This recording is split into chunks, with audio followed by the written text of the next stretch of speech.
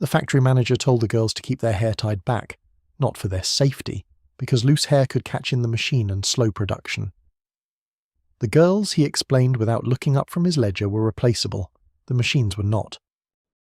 It is early morning in a mill town somewhere in England, somewhere in the first decade of the 20th century, in those years between one queen's long reign and the thunder that would eventually swallow a generation whole. The sky above the rooftops is the colour of pewter. It has not yet decided whether to rain.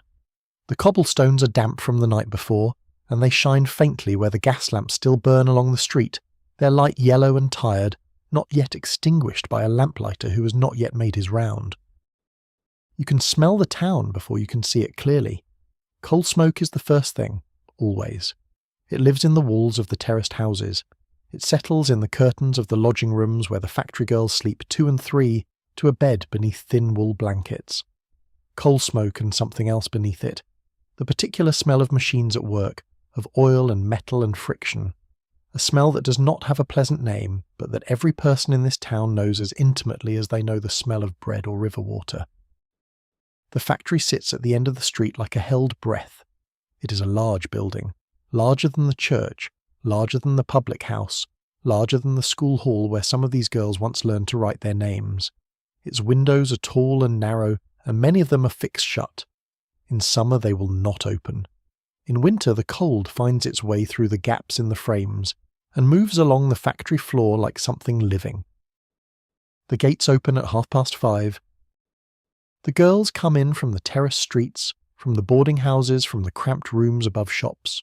They come in pairs and in small groups of 3 or 4, their boots loud on the cobblestones, their shawls pulled close against the morning. Some of them are very young. Some of them have been doing this since they were 12. Some of them do not yet know what the work will cost them. Some of them already know and come anyway, because there is no other way to pay the rent, and the rent is due on Friday, and it is always Friday soon. The foreman stands at the gate with a pocket watch, and a face that has learned not to show anything useful. The machines have been running since before the girls arrived. They never stop. The machines do not need sleep, do not need Sunday, do not need to eat. The machines are the point of all of this. Everything else, the girls, the foreman, the manager in his office, the owners in their distant houses, exist to keep the machines running. This is not said aloud in those words. It does not need to be. You are standing at the gate now. The morning is cold. The work is waiting. Come inside. The Edwardian era is often remembered in sepia. In the popular imagination it sits between eras, after the long Victorian certainty, before the catastrophe, and so it tends to get described in terms of what it was not yet. Not yet the trenches, not yet the aeroplane in every newspaper, not yet the vote for women, though women were asking for it loudly, not yet the end of a particular kind of confidence that the ruling classes of Britain wore the way they wore their morning coats, without thinking, without questioning, as though it had always been there and always would be. But the Edwardian era was also a real place. It had a smell and a temperature. It had a sound. In the mill towns and factory districts of England, that sound was the sound of machines, looms, presses, spindles, the rhythmic percussion of industry that never quite stopped, that went on through the night and into the grey morning and out the other side of the evening into night again. If you lived near a factory, you learned to sleep with it. If you worked in one, you learned to think inside it, to hold your own thoughts up against the noise like a candle in a wind. In 1901, the year the old Queen finally died and the new king took her place, there were approximately 1.7 million women working in manufacturing in England and Wales. 1.7 million. This is a number large enough to be difficult to hold in the mind, so it helps to make it smaller, to make it the size of a street, a terrace of houses, a single room. You are in that room now. The room is long and low-ceilinged, and it smells of machine oil and cotton dust, and the particular damp that comes from many bodies working in an enclosed space. The floor beneath your feet is worn smooth by years of feet before yours.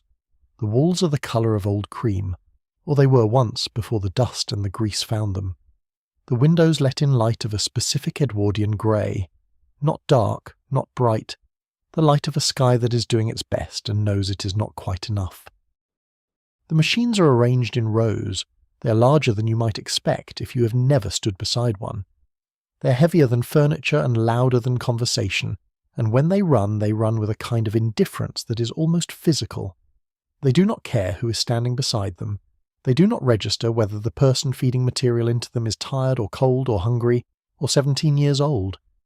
They process what they are given. They discard what they cannot use. They keep running. The women who work them are between the ages of 12 and 60, though the youngest and the oldest are sometimes hard to tell apart. The work makes its marks early. You can see it in the hands first, reddened, calloused, the skin thickened at the fingertips in ways that do not match the age of the face above them. You can see it in the posture, the particular forward lean of someone who has spent years bent over a machine at a fixed height. You can see it sometimes in the hearing, in the way a woman will turn her whole head toward you when you speak, because the work has taken the fine edges of sound from her, and she reads the shape of words now as much as she hears them. This is the world we are entering. Not the world of the drawing room, not the world of the country house or the seaside photograph, or the Edwardian summer that later generations would look back on, with a longing half borrowed from people who did not actually feel it at the time. This is the world of the factory floor, of the production quota, of the foreman with his watch and his clipboard, and his absolute certainty that the machine matters more than the person. This is the world of the girls who were told their fingers were disposable.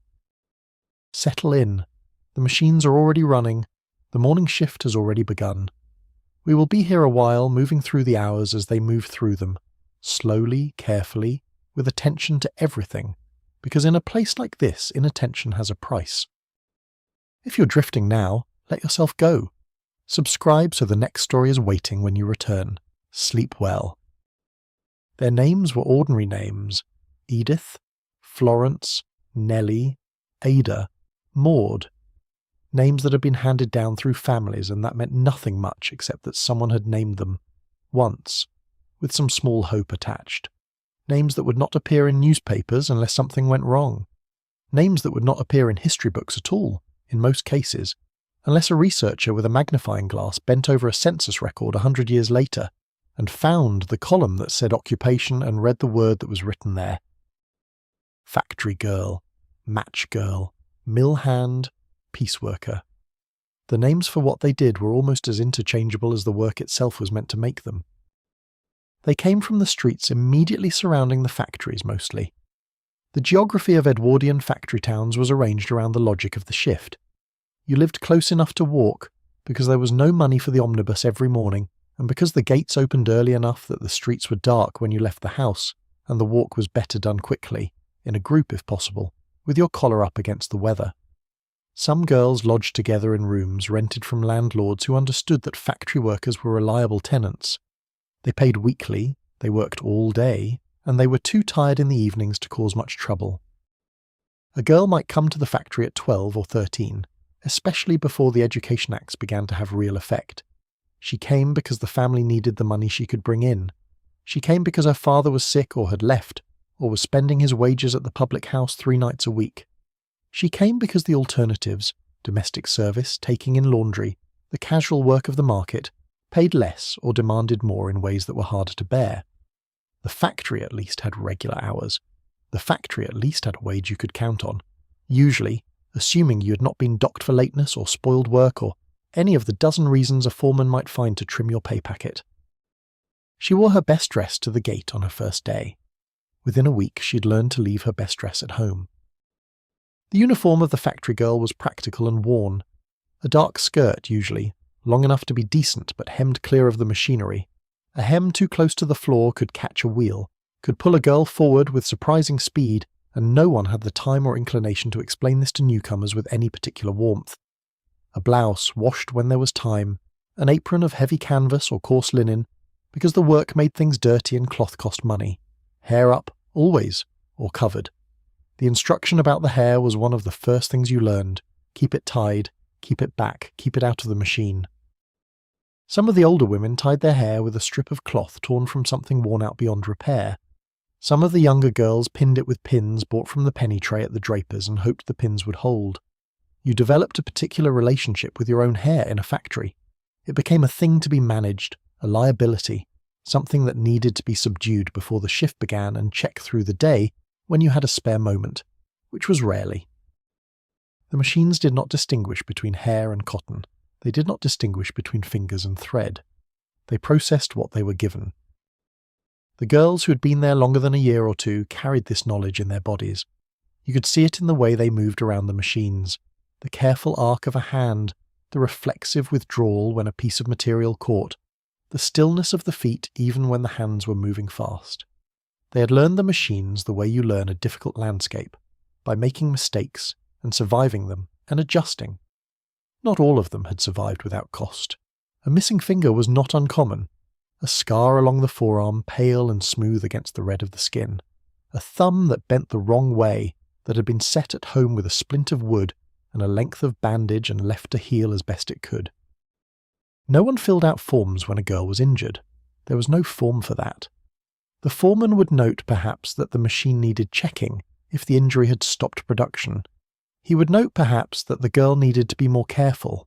The girl herself would go home, or not go home depending on how serious it was, and come back when she could, because the rent was due on Friday, and it was always Friday soon.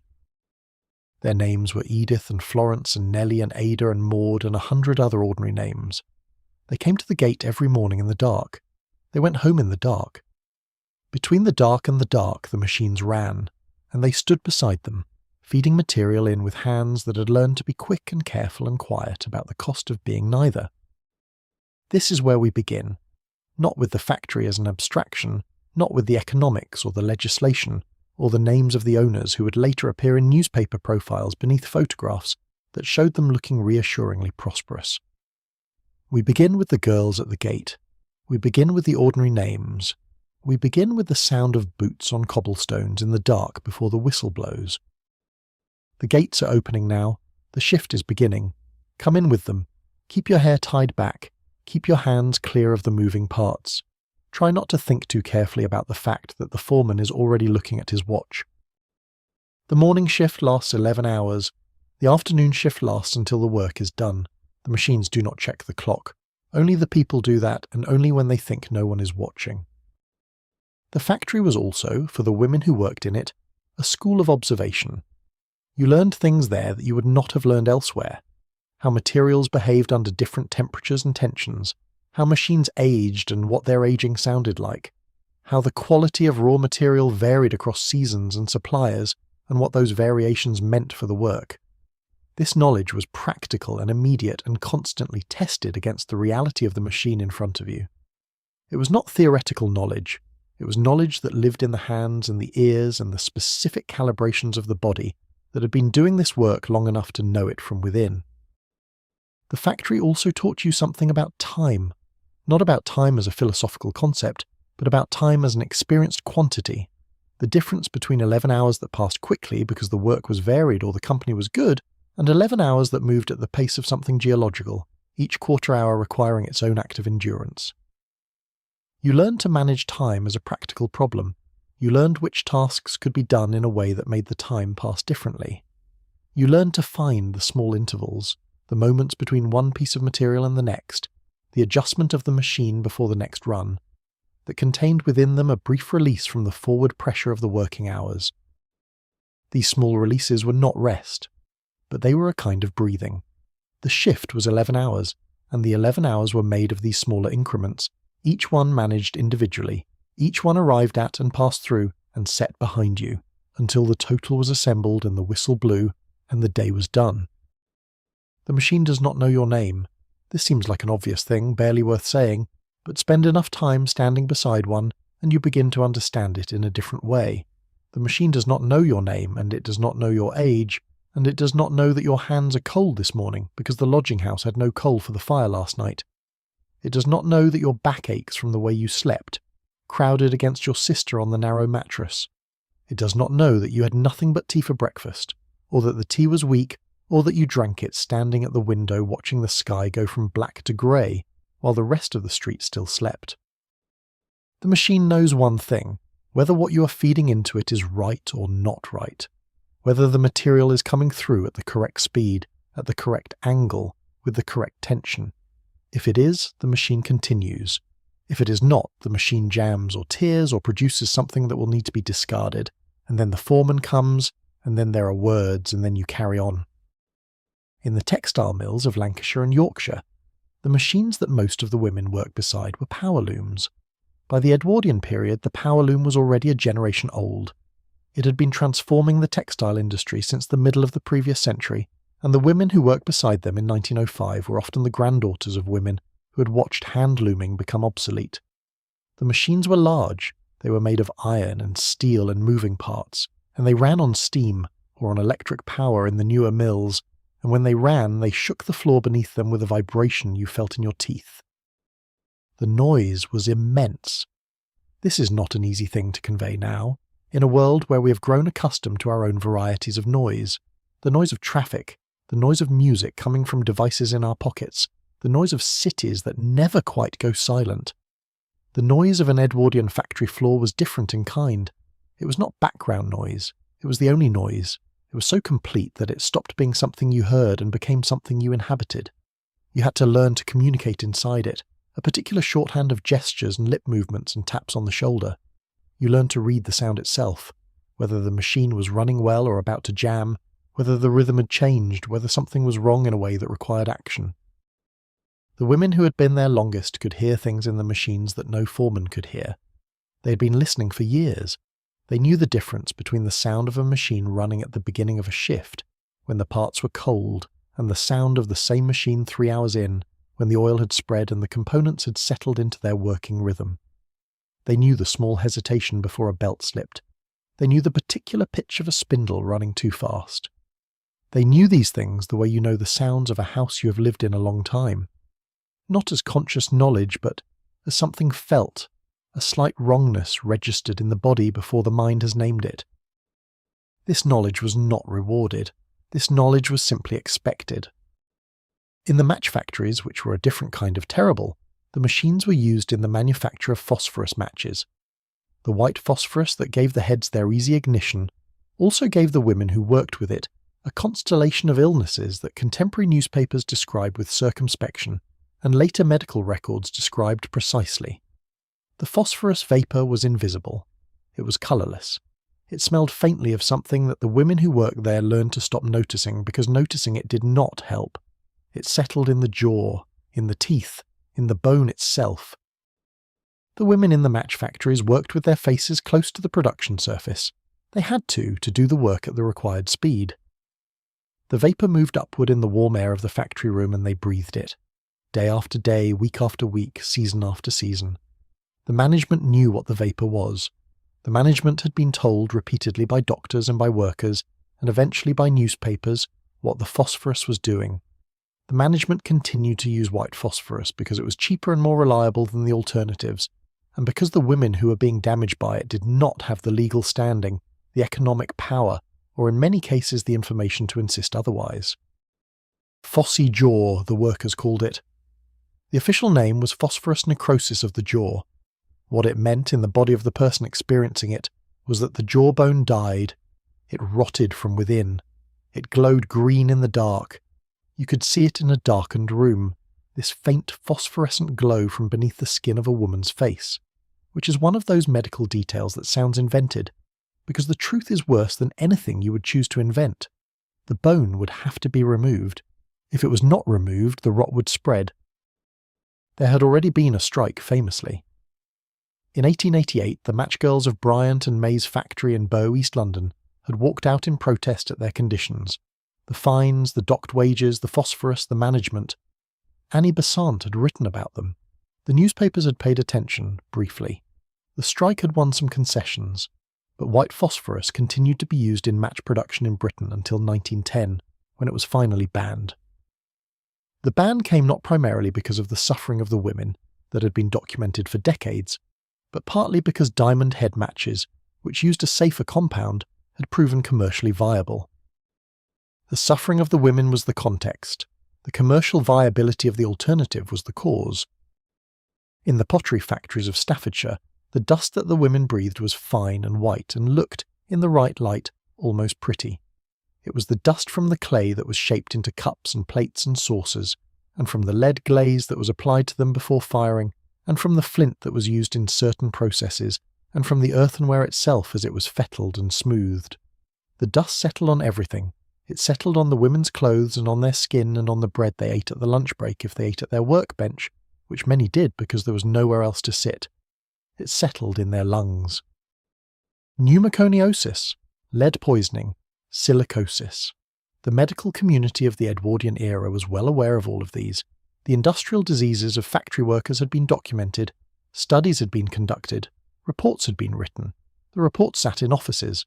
Occasionally they were debated in Parliament, in the careful language of men who had never stood in a pottery factory in August, when the windows were closed and the kilns were firing, and the dust was so thick in the air that it turned the afternoon light into something solid. The machines kept running. The women kept coming to the gate. The rent was due on Friday, and it was always Friday soon. You stand beside your machine. You have been here long enough to know it by sound as well as sight, to know the particular rhythm of this particular set of parts, the way you know the breathing of someone sleeping nearby. You feed the material in at the correct angle. You watch the tension. You do not let your hands rest too close to the moving parts. You have learned where close is. You carry that knowledge the way you carry the cold this morning, as something that is simply part of the conditions of the day. The machinery itself had a history, though the women working beside it rarely knew that history in detail. The power loom that dominated the textile mills of the Edwardian period had been developed over the previous century, improved iteratively by engineers and manufacturers whose names appeared in the patent records and in the technical journals, and not on the walls of the factories where their machines ran. The machine had a genealogy. Each current model incorporated improvements on the previous model, adjustments made in response to problems that the previous version had encountered in production. The women knew the current version. They knew it in the way you know the thing you work with every day, its particular quirks, its tolerances, the ways it needed to be handled. They did not need to know its history. They needed to know what it required of them, today, in this shift, in these conditions. The historical knowledge was elsewhere, in the engineer's office, in the manufacturer's records. The practical knowledge was here, in the hands of the women who ran the machines. This division of knowledge was not neutral. The person who understood only the practice had a different kind of power from the person who understood both the practice and the theory, who knew not only how to operate the machine but how it was designed, what its tolerance for modification was, what would happen if it ran at a different speed or tension. The division of knowledge between worker and management was partly a division between practical and theoretical, and the management's investment in maintaining this division was one reason that worker education, particularly technical education, the kind that would allow a worker to understand the machine rather than simply operate it, was viewed with the same ambivalence as worker organisation. The day began before the day. In the lodging rooms and the terraced houses, the girls were awake before the sky had committed to a colour. The alarm, if there was an alarm, was a small brass clock wound the night before, and set on the windowsill because the vibration of the bell against the glass was harder to sleep through than the bell alone. If there was no clock, and often there was not because clocks cost money and money was the argument at the centre of everything, the waking came by other means. A knock from downstairs from the landlady who kept the schedule for the household and charged a penny a week for the service. A sound in the street. A body's own knowledge of the time, trained by years of the same beginning, the same need. You dressed in the dark, or in the light of a single candle if the household budget ran to candles on work days. You dressed quickly and practically because the journey to the factory was not long, but the morning was cold and the coat needed to be buttoned before you went out, and the boots needed to be laced, and these things took time that needed to be calibrated against the distance and the speed of walking and the time at which the gates closed. The gate closed at 5:30. If you were late, you were locked out until the next permitted entry, which could mean a morning's wages lost, which could mean Friday. Breakfast, if there was breakfast, was tea, strong, dark, with sugar if the week had been a good week, bread if there was bread. Some of the girls brought a small parcel to eat at the machine later, a piece of bread wrapped in a cloth, a hard-boiled egg, a slice of something cold. The parcel would be put in a pocket or in the small shelf beneath the work surface, where the foreman's eye did not quite reach. You learned the geography of the foreman's attention early. You learned where the seeing was and where it was not. The walk to the factory took 10 minutes in good weather. In bad weather, it took longer because the streets were uneven and the darkness was genuine, and the weather in a mill town in January was not bad in the way that a day at the seaside might be bad. Grey and a little damp, but bad in the way that the north of England can be bad. A cold with intention, a wind that found the gap between your collar and your ear and made itself at home there. At the gate, the foreman counted you in. He had a list and he consulted it. If your name was on the list, you went through. If you were not on the list for a reason he judged insufficient, there was a conversation you did not want to have at 5:30 in the morning in the cold before the shift had begun. The factory floor in the early morning had its own quality of light. The gas lamps or the electric lights, depending on how modern the factory was, and modernity came unevenly to different industries in different regions, were already burning when you arrived. They cast a yellowish light over everything, a light that made the skin look slightly wrong, that flattened shadow and distance in a way that made the room seem both very large and very close. By the time your eyes had adjusted, the machines were already running. The morning shift supervisor had started them at 5. They would not stop until the dinner break. The dinner break was 30 minutes. In some factories it was 20 minutes. In a very few it was 45, which felt lavish, almost insane. The Factory Acts had established minimum break requirements. The Acts of the previous century had addressed the worst extremes of working hours, particularly for children and women. But the enforcement of these requirements was inconsistent, and the gap between what the law said and what happened on a specific factory floor in a specific town was often significant. Inspectors existed. They did not exist in sufficient numbers, or with sufficient authority, or in sufficient proximity to every factory in England to make their existence felt on every afternoon in every workroom. You ate your dinner where you could. Some factories had a room for it, a space with benches and a stove, where you could warm your hands and eat your bread and exchange a few words with the women from the other end of the building, who you saw at this hour and at no other. Some factories had no such room, and you ate at your machine or outside if the weather was tolerable, which in a mill town in winter it often was not. The quality of these 30 minutes was entirely different from the quality of the working hours. It is difficult to describe precisely the difference between time that belongs to you and time that belongs to someone else, but the women knew it bodily, the way the shoulders dropped, the way the breath came differently, as though it had been rationed all morning and could now be spent, the way conversation was possible again, the way words could form and be heard above the silence of the stopped machines, the way a joke could be made and land and be received. After the dinner break, the afternoon. The afternoon had a different quality from the morning. The morning had the clarity of the beginning, the body still rested enough to be present, the attention still available. By the afternoon the body had been working for 5 or 6 hours, and the fatigue had begun its slow accumulation. The hands continued. The hands knew what to do without the whole attention being required. The mind could go somewhere else, and often did, following a thought down, the way you follow a thread through fabric until you arrived somewhere that was not the factory floor. This was not relaxation. The hands still needed to be correct. The attention needed to be retrievable instantly, because the machine did not allow for the mind to be entirely elsewhere. But there was a quality of partial absence that the experienced factory worker developed, a way of being present enough and elsewhere enough simultaneously. You learned it the way you learned everything in a place like this, by mistake and by adjustment and by the gradual accumulation of small calibrations until the right balance was found. By 4 o'clock in the afternoon, in the winter months the light outside was already going. The window showed you the sky going dark over the rooftops, while inside the gas lamps continued their yellow work, unchanged. Time in a factory was measured by the whistle and the clock, not by the movement of the sun, and this was one of the ways the factory floor was different from almost every other kind of work that had ever been done. The agricultural cycle, the seasonal rhythm, the daylight hours that had governed human working life for most of human history. The factory had substituted a different logic. The factory said, "The machine runs when we say the machine runs. Your body will adjust." The girls' bodies adjusted, they always did. They did not have the option of not adjusting. By the time the evening whistle blew, the hands were stiff. The light had gone entirely from the windows. The streets outside were cold and lit by gaslight, and the walk home was the walk to the factory run in reverse. The same streets, the same dark, the same cold, but with the weight of the day added. You went home. You ate if there was something to eat. You slept if there was room to sleep. And then the clock wound the night before rang against the glass of the windowsill, and you dressed in the dark again, and it was morning again, and the gate was there again, and the machine was already running.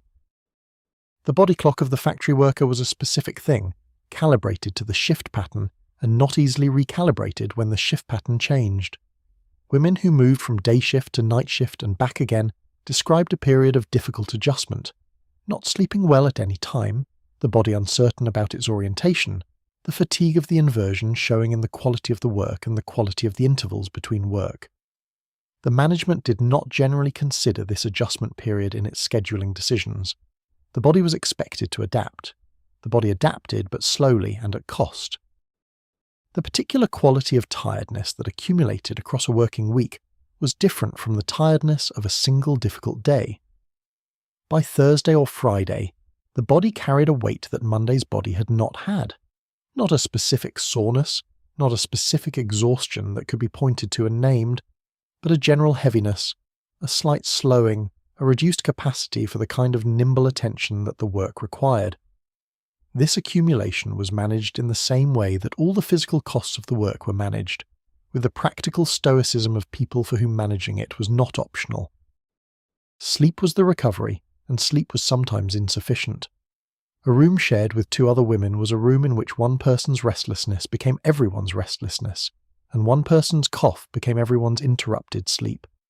The particular noise of a lodging house at night, the movement in the corridor, the sound through the thin walls, the street sounds at certain hours, was the texture of the recovery. You slept inside it as best you could. The body recovered what it could. Monday morning arrived and the body went back to the gate. The hands changed first. This is almost always where it began, whatever the particular trade. The textile mills, the match factories, the pottery workshops, the laundries, the cardboard box manufacturers, the rubber works, the chemical dye houses. The hands were the point of contact between the worker and the work did not care about the hands. The hands were a tool. The hands were the part of the body that the machine required, and the machine had no interest in the condition of the tool beyond whether it continued to function. In the textile mills, the hands became calloused, first along the fingertips, and then across the pads of the fingers, and then along the edges of the palms where the material was held. The calluses were protective, the body building its own version of armour against the repetitive contact, but they changed the way things felt. Women who had been working for several years often described a reduction in tactile sensitivity in their fingertips, a mild deadening, as though the skin had been padded from within. This was not painful. It was simply an alteration. The fingers could still work. They just worked slightly differently from how they had before. The cold made everything worse. In winter, hands that might otherwise simply ache became something more complicated, stiff and slow at the start of a shift, reluctant to perform the small precise movements that the work demanded, taking several minutes to warm into usefulness. A girl with badly chilled hands at the start of a shift produced poor work at the beginning of the morning, and poor work attracted the foreman's attention, and his attention was not a comfortable thing to attract. So there was a calculation made, each cold morning, between warming the hands at the stove in the corridor and getting to the machine before the foreman made his first round. Some girls rubbed their hands together as they walked. You could see them doing it in the streets, on cold mornings, their hands moving in that circular motion that generates a small friction heat, enough to make the first few minutes at the machine easier. It was a practical gesture without any ceremony to it, just the body trying to get ready for what was about to be asked of it. In the match factories, the damage to the hands was different in kind. The phosphorus that coated the match heads was transferred to the hands during the work of dipping and handling, and while the skin of the hands was less susceptible to its worst effects than the respiratory tissues or the jaw, long-term contact still marked them. The skin took on a slight yellowing in some workers. In others, small sores developed at the points of most frequent contact, resistant to healing because the exposure continued every working day. In the potteries, the lead glaze was applied with brushes and sponges, and the lead found its way onto the hands in the way that fine material always finds its way onto the hands, through the simple mechanics of daily contact, of touching a surface repeatedly over many hours, over many days, over many years. Lead is cumulative. The body does not process it and expel it efficiently.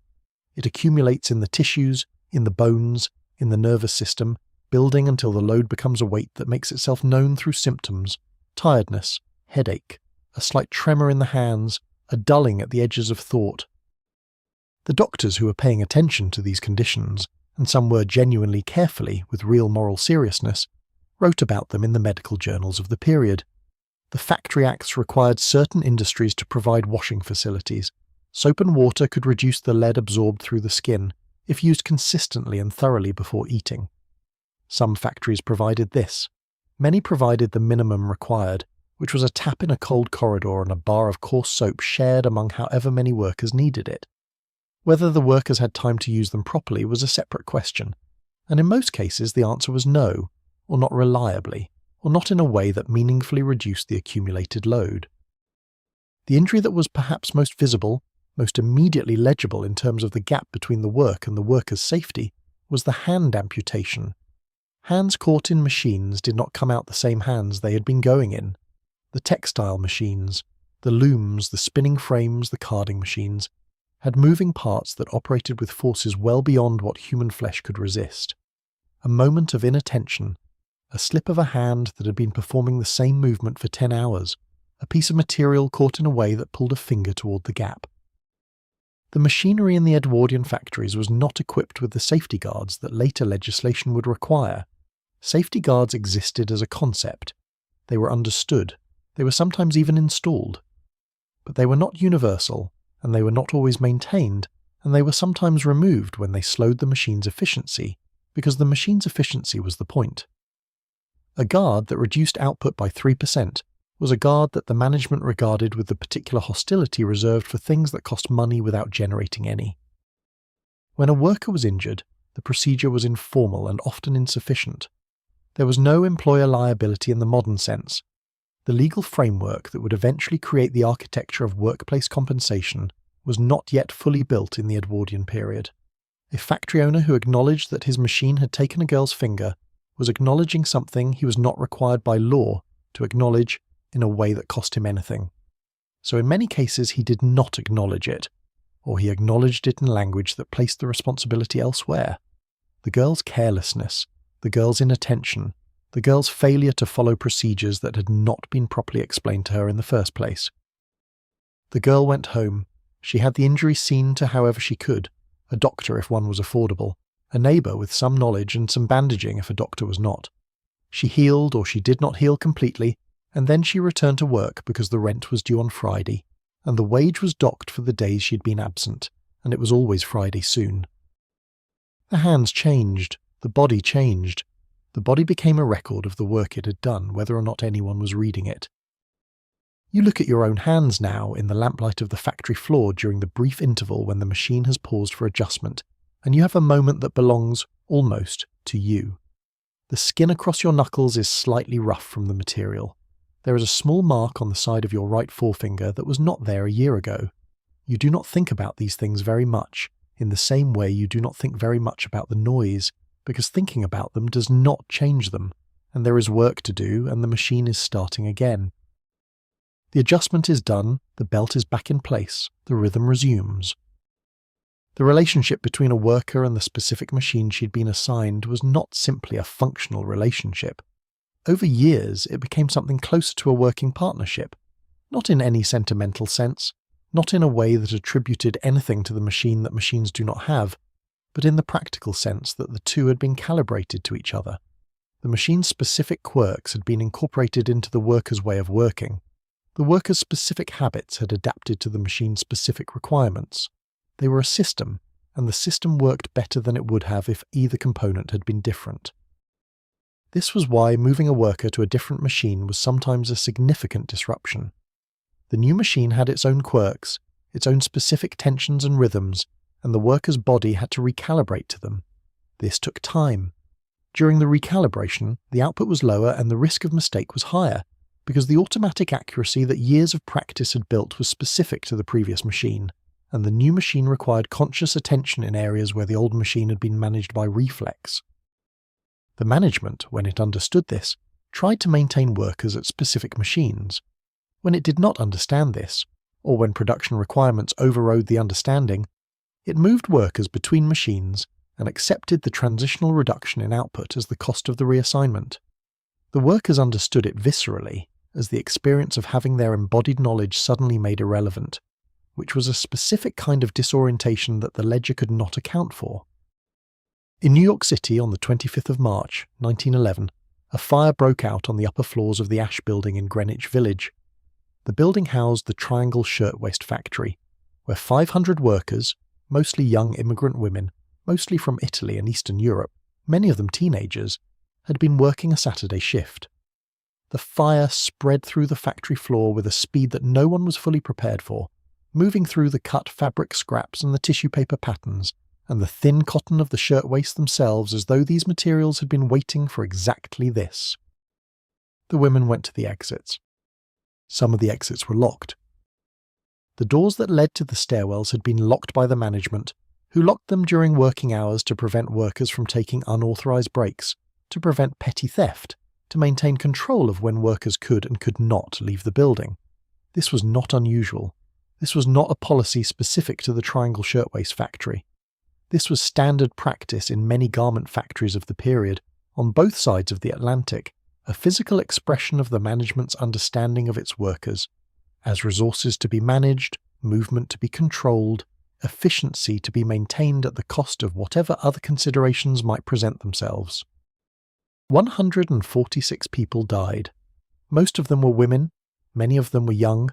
Their names were recorded in newspaper accounts and death certificates and legal proceedings, and the fire became one of the most documented industrial disasters of the early 20th century, partly because of the scale of the loss and partly because of what it demonstrated so clearly: that the lives of factory workers were not being protected by the systems that were supposed to protect them, and that this was not an accident, but a consequence of choices made deliberately and maintained consistently by people who had the power to make different choices. The Triangle Shirtwaist fire happened in New York, but the conditions that made it possible were not specific to New York, or to America, or to garment manufacturing. They were the conditions of industrial factory work in the early 20th century, on both sides of the ocean. In England, in the mills and workshops and manufacturing premises of the Edwardian era, workers faced similar configurations of risk: the flammable material, the inadequate exits, the locked or obstructed doors, the management calculus that treated the workers' safety as a secondary consideration to the factory's operational efficiency. Fire was the ever-present danger in textile factories in particular, because textile factories were full of the most flammable materials imaginable. Cotton fluff accumulated in corners, in the mechanisms of machines, in the spaces beneath floorboards where it drifted over years. Cotton dust hung in the air of spinning rooms like fog. The machines generated heat. The lighting in the less modern factories involved flame, gas jets in brackets along the walls, burning steadily all day and into the evening. Even in factories that had converted to electric lighting, the wiring of the period was not always reliable, and a spark in a room full of cotton dust was something the fire understood as an invitation. The Factory Acts required exits. They required that stairways be maintained, that certain fire precautions be taken. But the gap between what was required and what was provided was wide, and the inspectorate that was supposed to close that gap was small and unevenly deployed. A factory inspector might visit a premises once every several years, if at all. The inspector's visit was announced in advance, in some cases, which gave management the opportunity to ensure that the visible things were in order, without necessarily addressing the invisible things: the locked side door, the accumulation of waste material in the corridor, the windows that had been painted shut because drafts were bad for certain processes. The workers knew these things. They knew which doors were locked. They knew that the fire bucket in the corner had not been refilled after last winter. They knew that the window on the east side of the factory, the window that would provide a route to the roof in an emergency, had been nailed shut after someone had used it to pass goods to a Confederate in the street below 3 years ago, and the nail had never been removed. They knew these things the way they knew everything about the factory floor, through careful attention to the environment in which they spent most of their waking hours. But knowledge without power is a particular kind of burden. A worker who raised safety concerns with management was a worker who could be dismissed for insubordination. A worker who reported a factory to an inspector could find, if the management was so inclined, that her name was shared with other factories in the district, and that work became harder to find. The mechanisms for protecting workers who spoke about unsafe conditions were not strong. The culture of deference that governed class relations in Edwardian England was not an abstraction. It lived in the relationship between the manager and the worker, in the asymmetry of what each person stood to lose from any particular interaction. And so many things went unsaid. Many doors remained locked. Many fire buckets remained empty. Many windows remained nailed shut. The fires that happened in English factories in this period were not collected in a single famous database the way the Triangle Fire was collected, and named and given a particular weight in history. They happened individually, in different towns, in different industries, and they were reported in local newspapers and occasionally in the national press. And then the thread of attention moved on. Each individual fire was a tragedy of sufficient scale to matter to the women involved in it and their families, but not of sufficient scale to become a symbol. The Triangle Fire became a symbol partly because of the number, and partly because of the locked doors, and partly because a journalist happened to be positioned to see women falling from windows and described it in prose that made it impossible not to read. Most industrial accidents do not have journalists positioned to see them. Most industrial accidents happen in the ordinary course of an ordinary shift, in a room full of people who see what has happened and continue working, because the alternative is to stop, and stopping is not straightforwardly available to people who need to work. The fire bucket in the corner is still there. The window on the east side is still nailed shut. The door to the stairwell is locked, and the key is on a hook in the foreman's office, and the foreman is currently on the other side of the building, and the afternoon shift has 3 more hours to run. The machines keep running. The room fills gradually with the light of the late afternoon, which comes through the windows that open, at least, and falls across the factory floor in long angles. It is the same light it has always been. It is just light.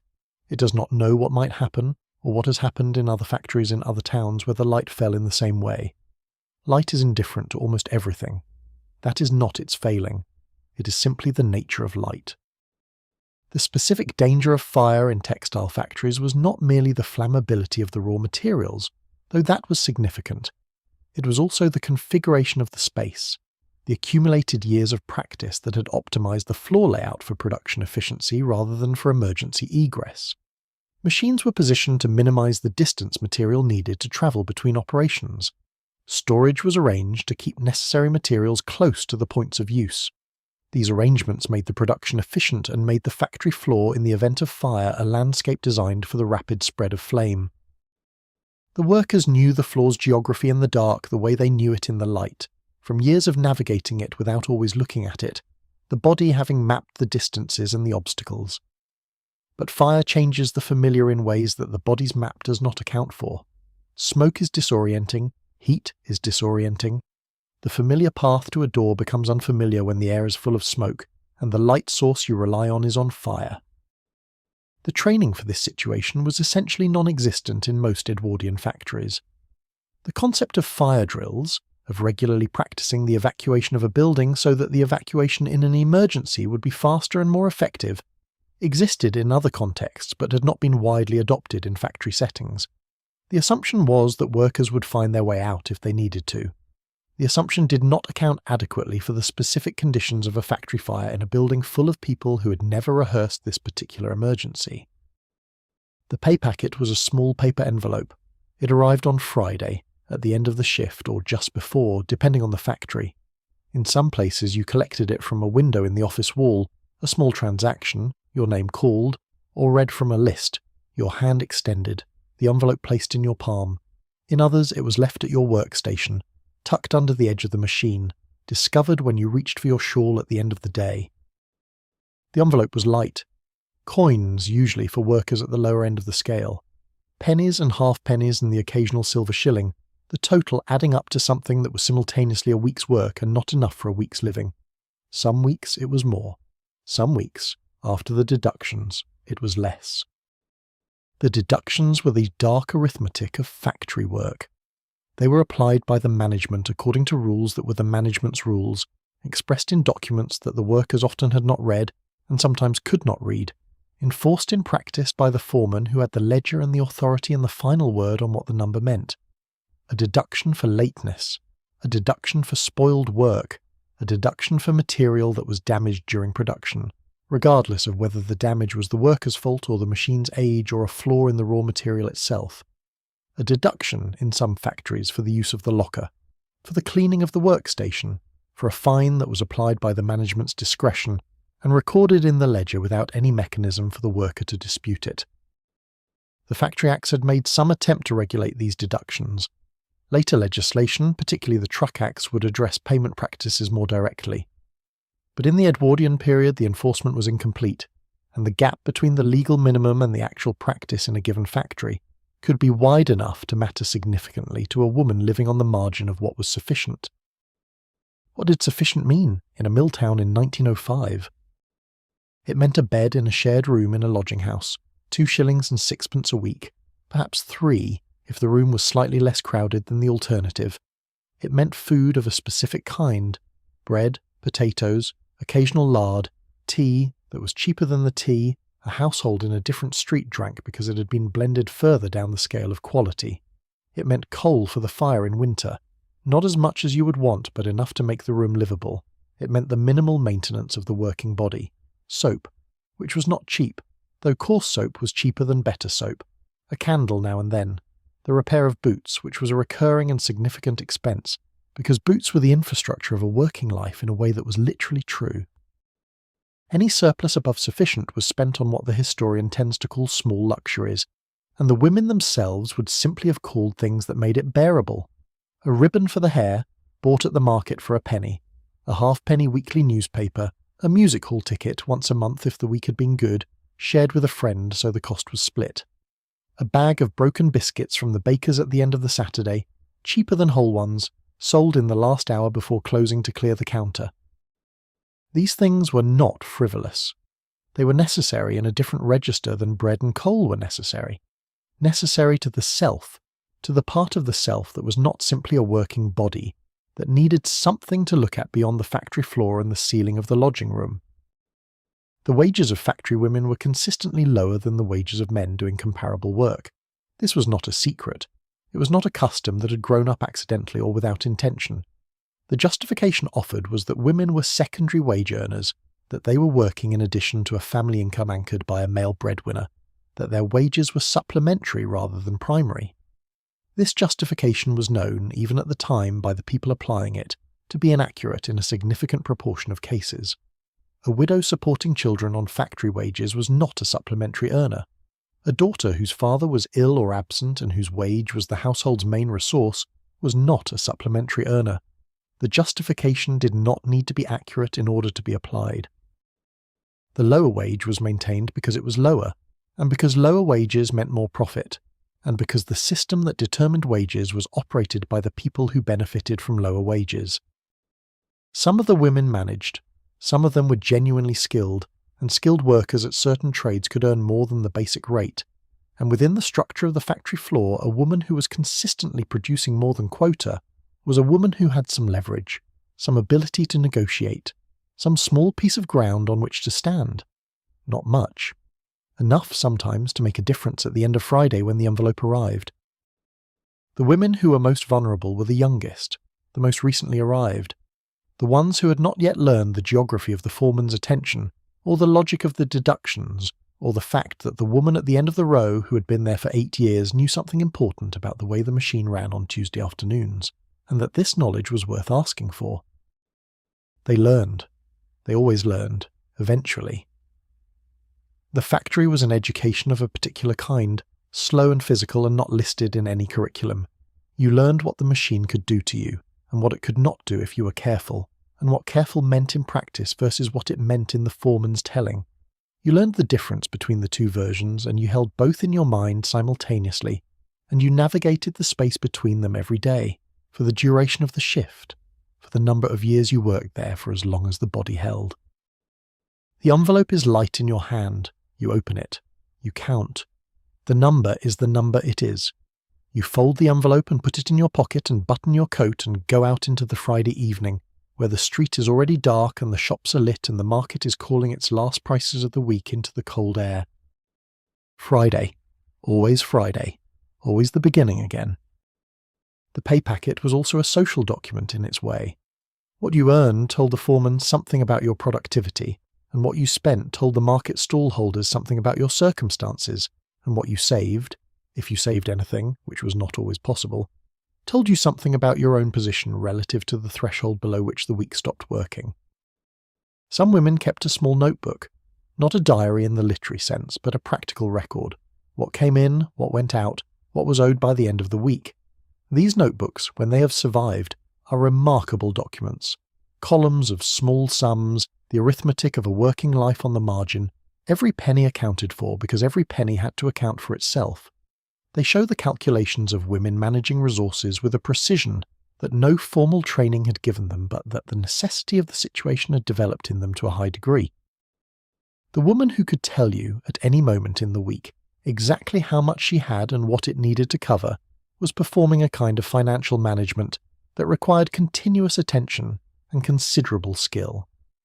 She was doing it not for her own satisfaction, but because the alternative, losing track, letting the numbers slip, arriving at Friday without enough for the rent, was not an option that the situation permitted.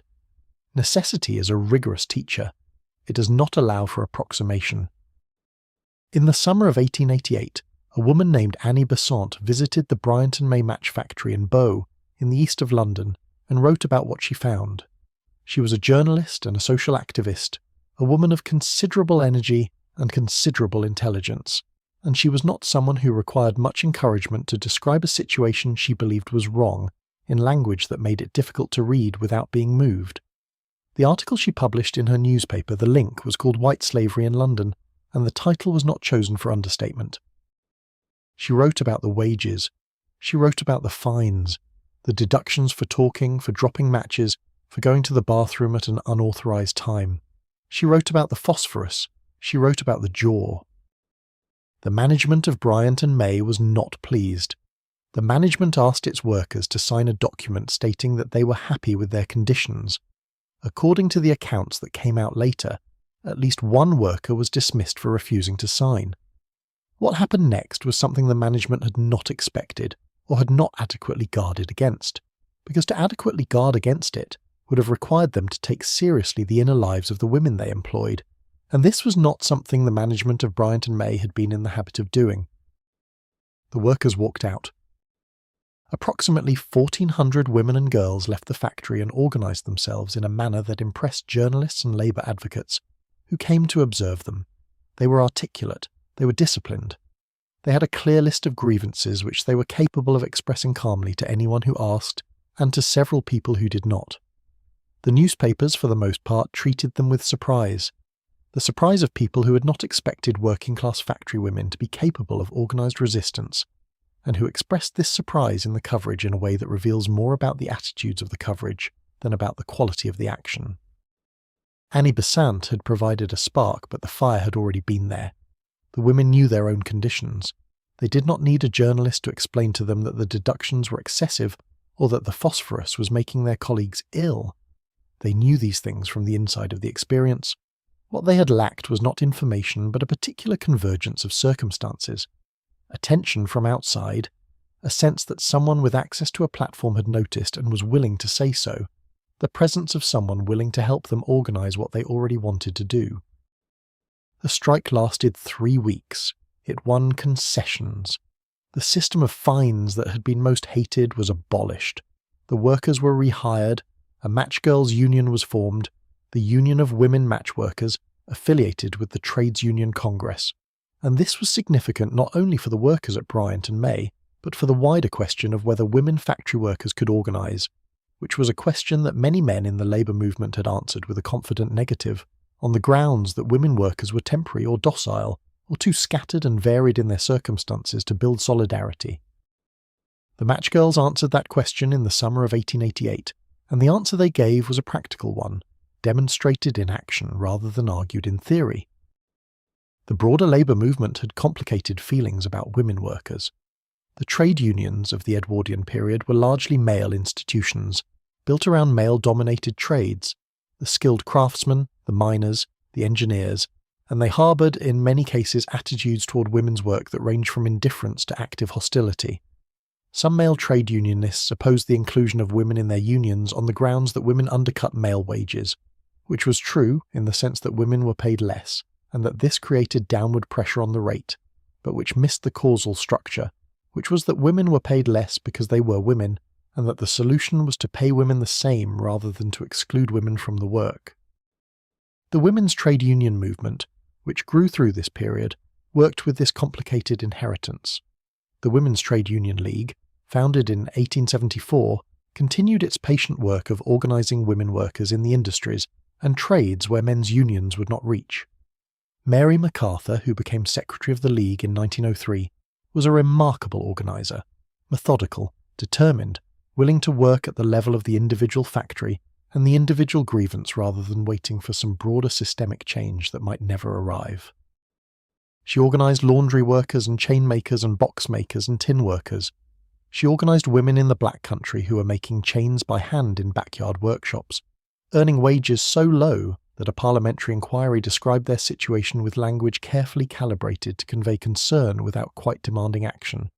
She helped them strike in 1910, and they won. These victories were specific and partial. They improved the conditions of the workers who were involved in them, and sometimes rippled outward to improve the conditions of workers in similar situations elsewhere. But they did not transform the underlying structure.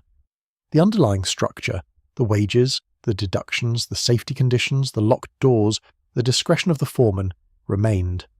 Each victory was a specific improvement within a system that continued to operate on the same fundamental logic, that the worker was the least important component of the production process, to be maintained at minimum cost and replaced when necessary.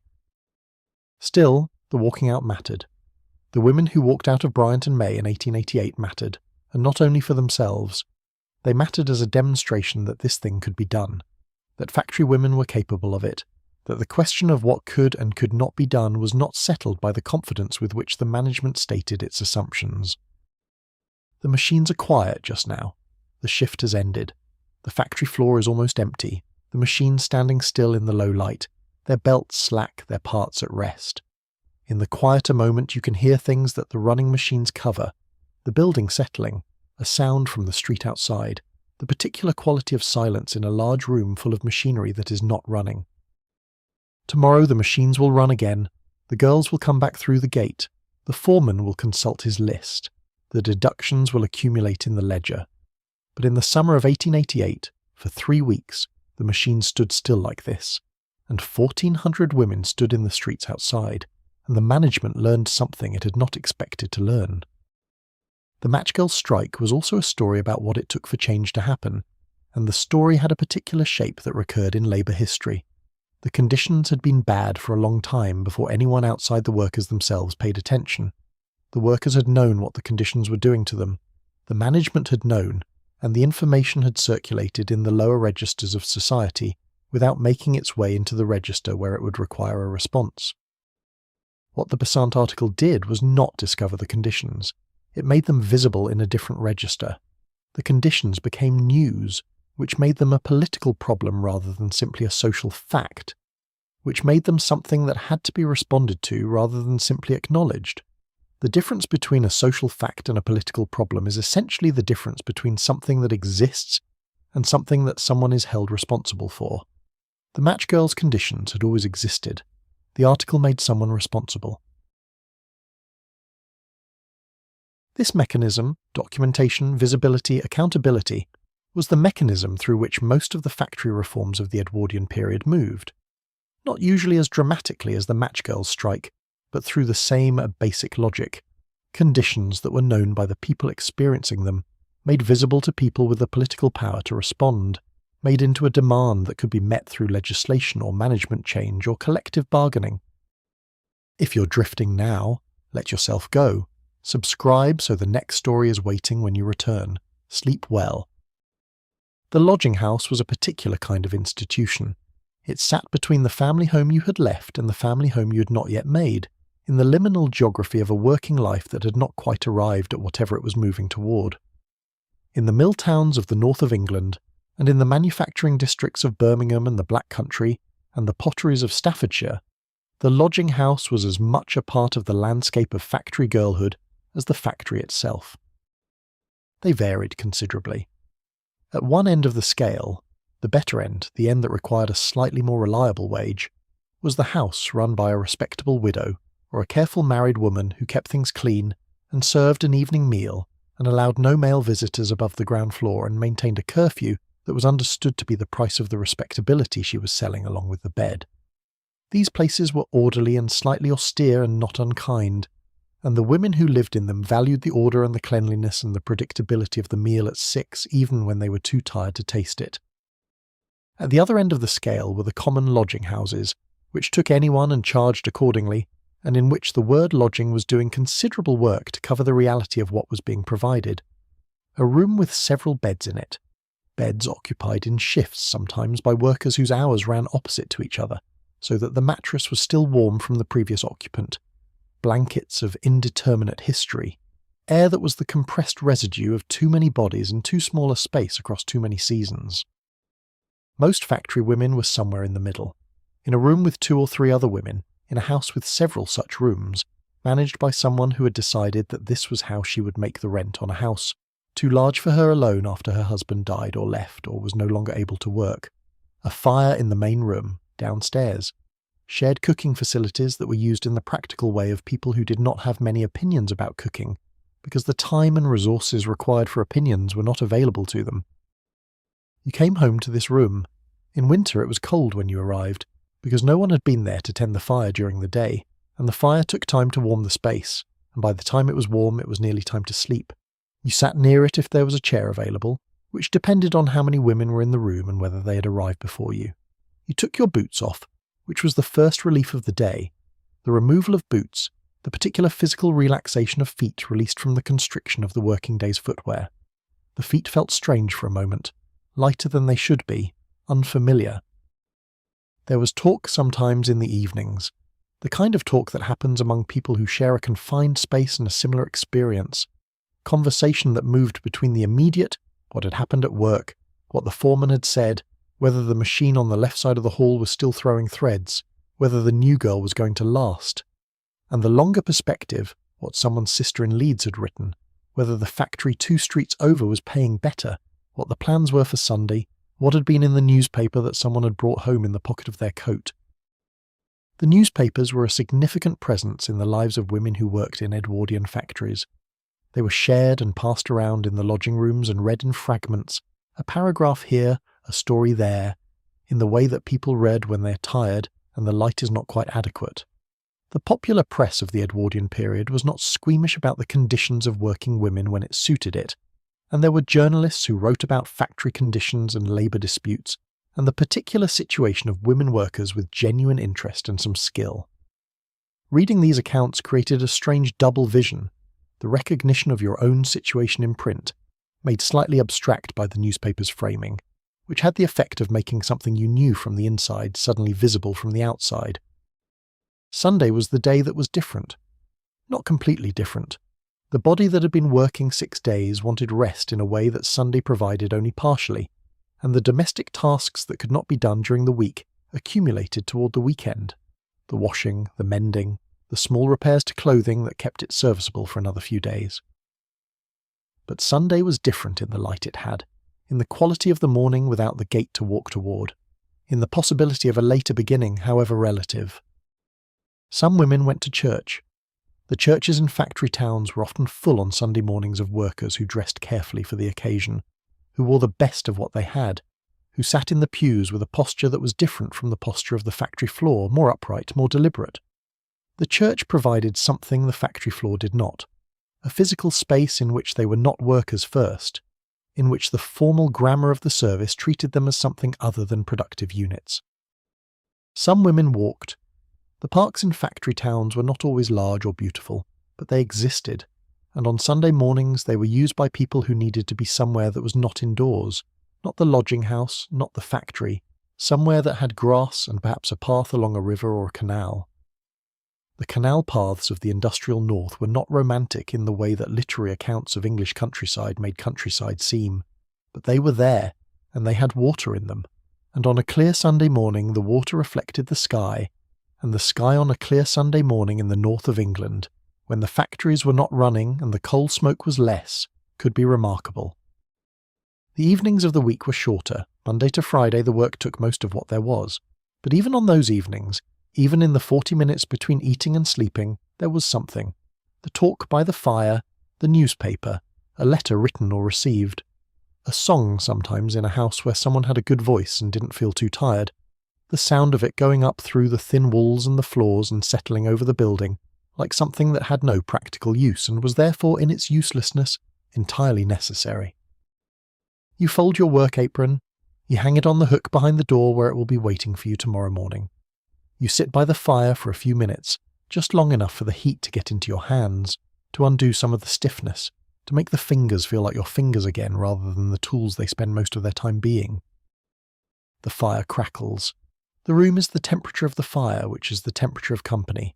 Someone in the next room is moving around, the particular pattern of their movements familiar enough now that you know, without looking, that it is the woman from the spinning room who always comes home 20 minutes after you and makes tea immediately and drinks it standing up before she does anything else. Outside, the street is quiet now, the factory is still, the machines are resting in the dark, patient, waiting for the morning. The lodging house was also where illness was managed when illness came. In a household of 6 or 8 working women, illness moved quickly, the same rooms, the same food, the same shared surfaces.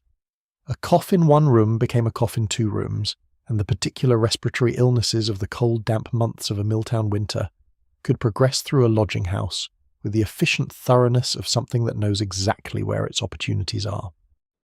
Being ill in a lodging house was an experience that had its own specific miseries. You were ill in a room with other people who were trying to sleep or who were going to work while you could not. You were ill with the knowledge that each day of absence was a day's wage lost, and the wage was already tight, and the lodging house rent did not reduce because you were sick. The landlady was not unkind, usually, but she was not a nurse, and her kindness had limits that the economics of the situation defined. Some women went to work when they should not have gone to work because the alternative was worse. They went in with a cold they could manage or a fatigue they could push through, and the body obliged mostly, and they got through the shift and came home and were sicker than they had been in the morning, and they went the next day and pushed through again. This was the management of illness in a context where the margin for not managing it was very small. It was practical, it was often the only option available, and it was the kind of thing that did not appear in any record because it was not exceptional. It was simply how things were done. The factory owner did not stand beside the machines. This is a simple observation, and also an important one. The distance between the factory floor and the factory office was not simply a physical distance, a flight of stairs, a closed door, a corridor. It was a distance in information and in experience. The owner knew what the ledgers said. He knew the production figures and the wage costs and the price of raw materials and the returns on capital. What he did not know, with the kind of knowing that comes from the body rather than the ledger, was what 11 hours beside a textile loom in a factory room in January felt like in the particular details of the cold and the noise and the fatigue and the perpetual small negotiation between what the body needed and what the work required. Some owners visited the factory floor occasionally.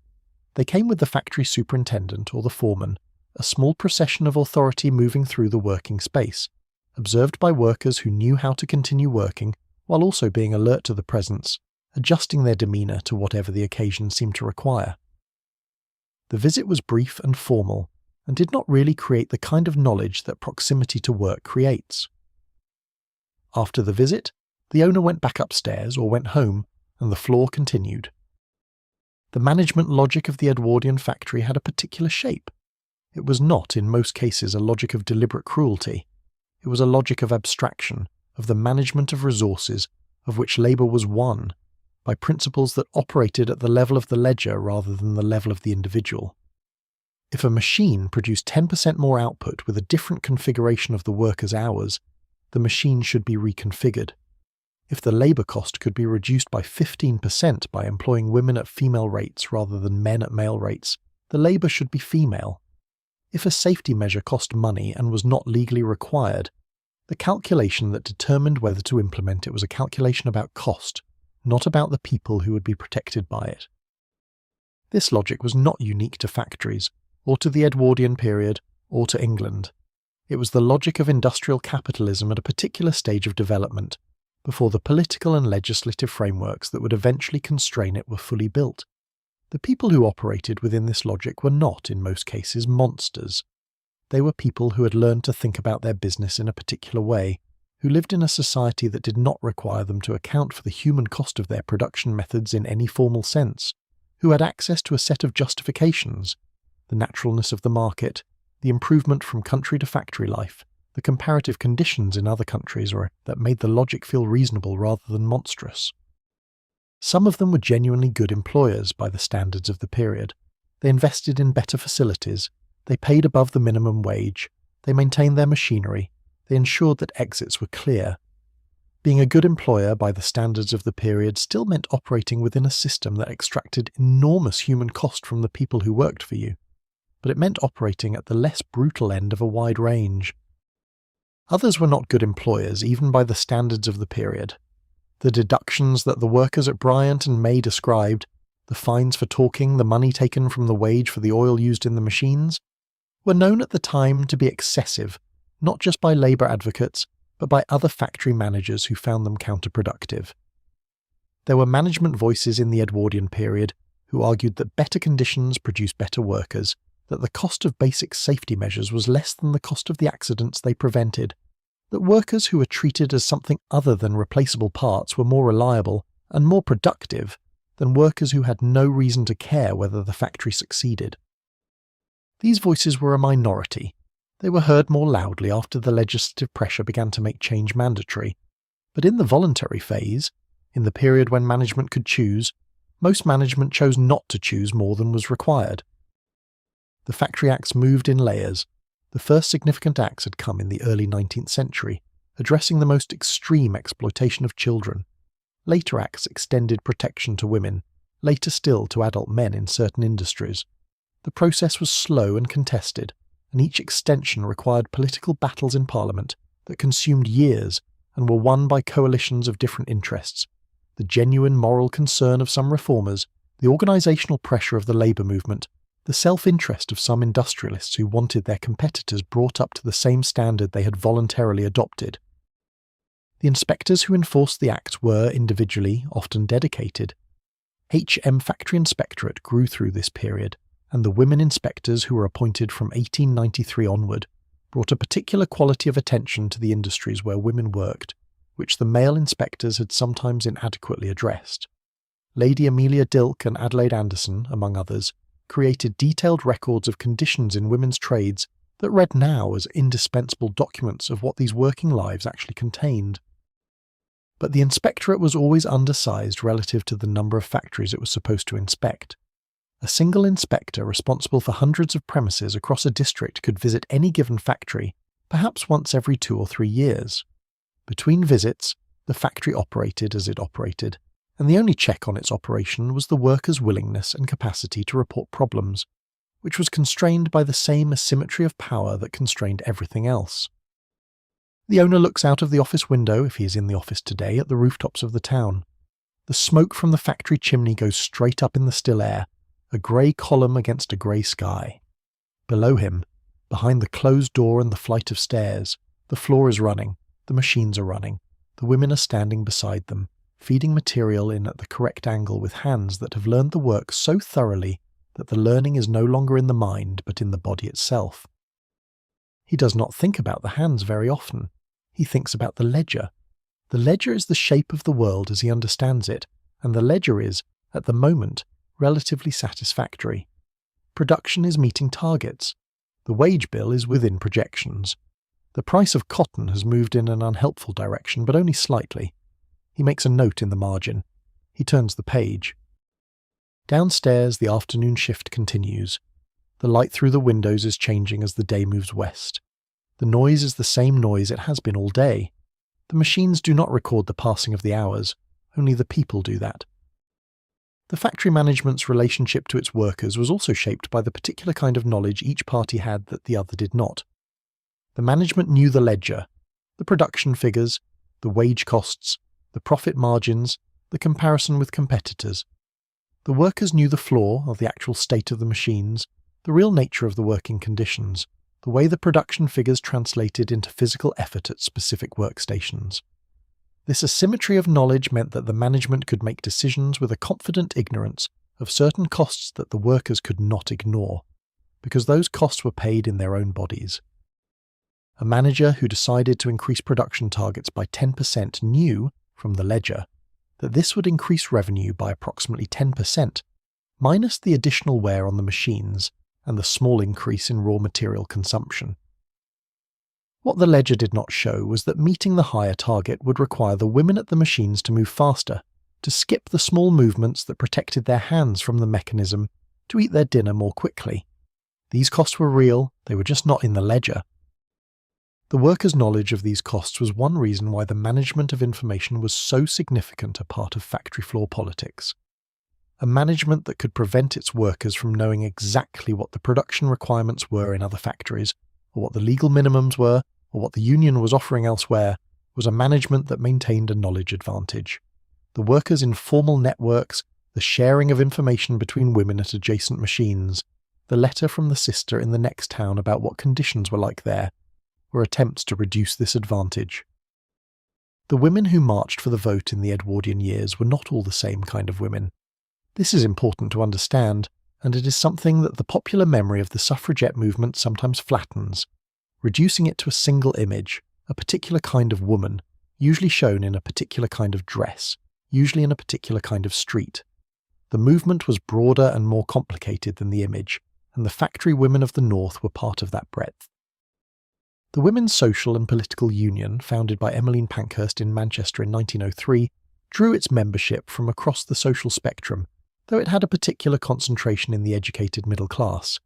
The militant tactics of the WSPU, the window smashing, the hunger strikes, the chain yourself to railings variety of protest, were associated primarily, in the public mind, with women of a certain social standing.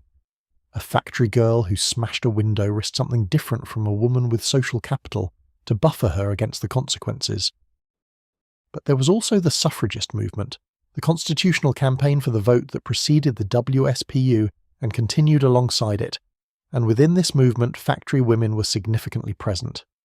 The textile workers of Lancashire in particular had a long tradition of political engagement through the labour movement, and many of them understood the vote not as an abstract right, but as a practical instrument, something that would allow them to influence the legislation that governed their wages, their hours, their safety, their standing.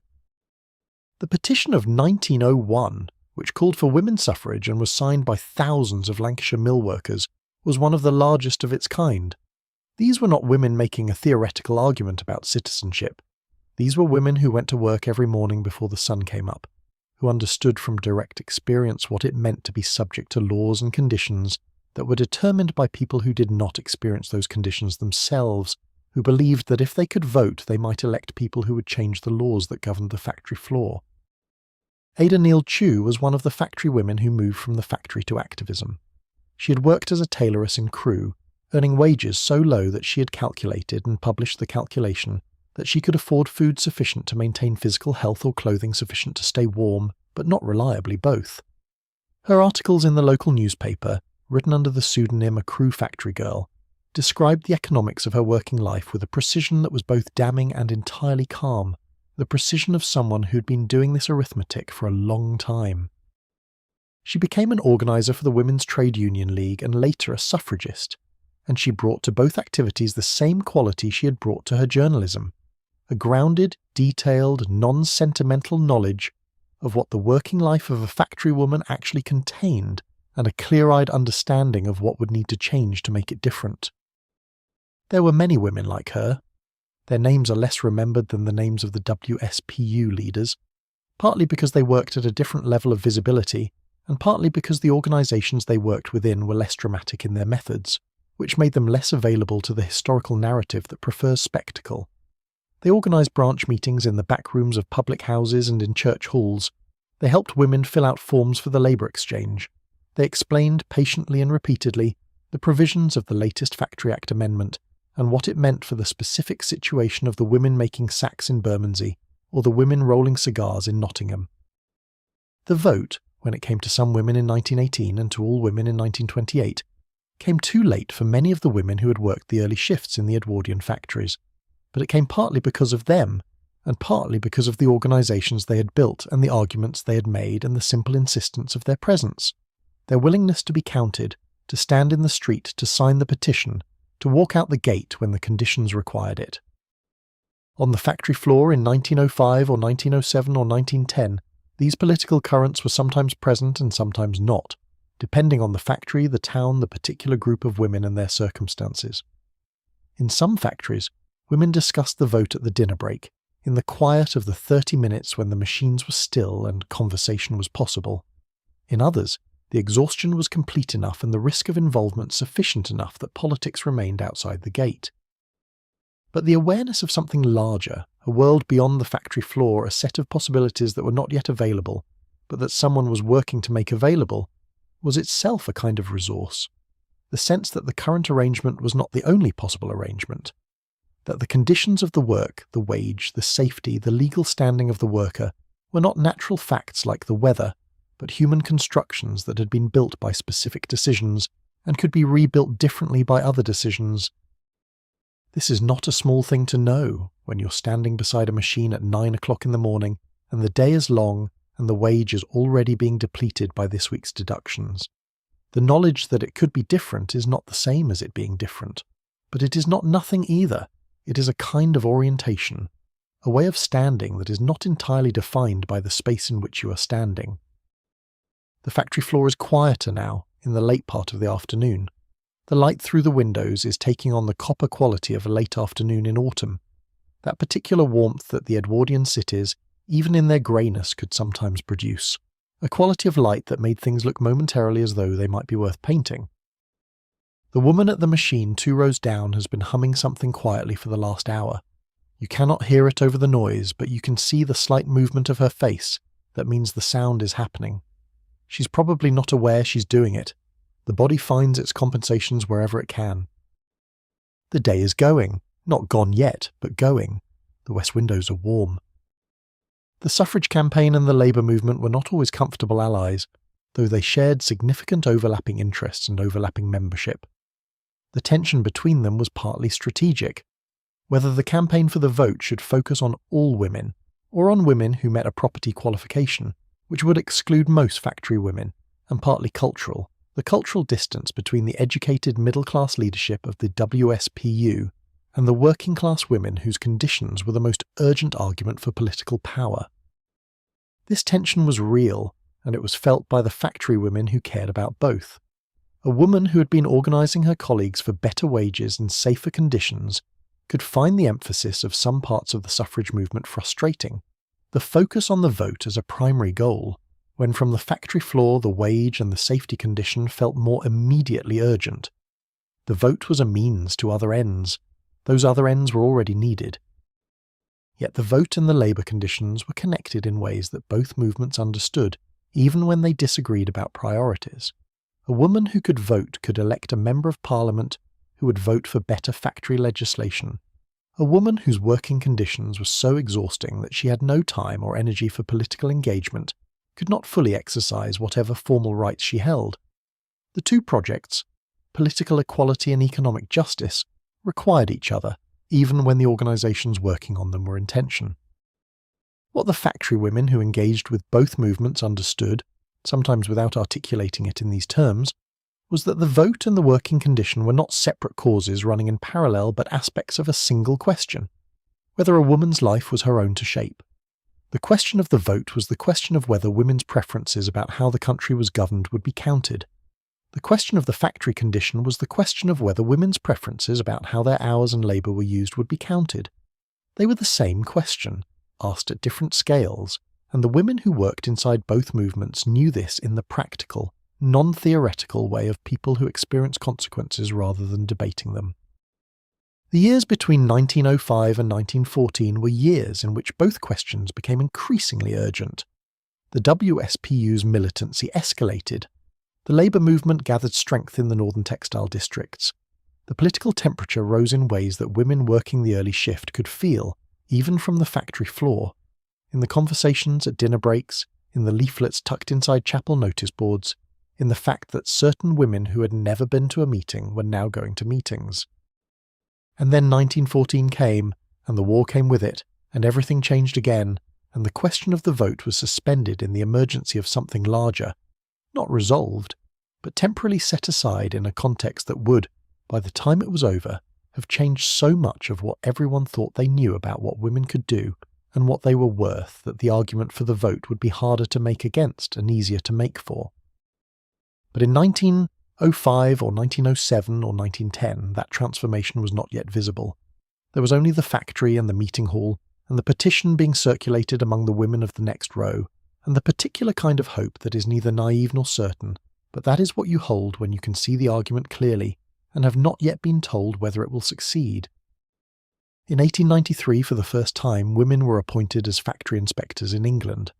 This was not a large appointment, 4 women to begin with, tasked with inspecting the factories and workshops where women were employed in large numbers. 4 women for an industrial landscape that contained thousands of such premises. But the appointment was itself significant, because it acknowledged, at the level of official policy, something that had been argued for decades, that the inspection of women's working conditions was a task that required the presence of women, and that women could perform this task with the authority of a government official. Adelaide Anderson became one of the leading figures in the Women's Inspectorate and eventually its superintendent. She was methodical, thorough, and clearly capable of entering a room and seeing what was in it, without being managed or deflected by the factory management's preference for showing her what they wanted her to see. The reports she wrote are detailed and specific, not the vague language of official documents that wants to suggest concern without creating accountability, but the precise language of someone who has been in the room and is describing what was actually there. She wrote about the damp, the particular kind of damp that accumulated in laundry workrooms and wet process factories, where steam condensed on walls and ceilings and dripped, where the floor was permanently wet, where women stood for 11 hours with their feet in water that never quite drained. She wrote about the ventilation, or the absence of it, the sealed windows, the rooms that relied on a single door for all their air exchange, the spaces where the dust or the chemical vapour or the steam created an atmosphere that was technically survivable, but was not anything you would choose to breathe for 11 hours if you had an alternative. She wrote about what she found when she visited dressmaking establishments in London, where young women worked in crowded basement rooms during the season, the weeks before court events, before the summer season, before Christmas, in conditions that required staying until the work was finished regardless of the hour, because a dress needed to be ready for a particular occasion, and the dress's deadline operated independently of any consideration of the worker's sleep or meals or any other requirement of the human body. 11 hours, 12 hours, 14 hours. The season was brief, and the demand was absolute, and the young women who worked through it were economical for the establishment precisely because they could be worked hardest when they were needed most and let go when they were not. Clementina Black was another figure who moved between labour organisation and documentation.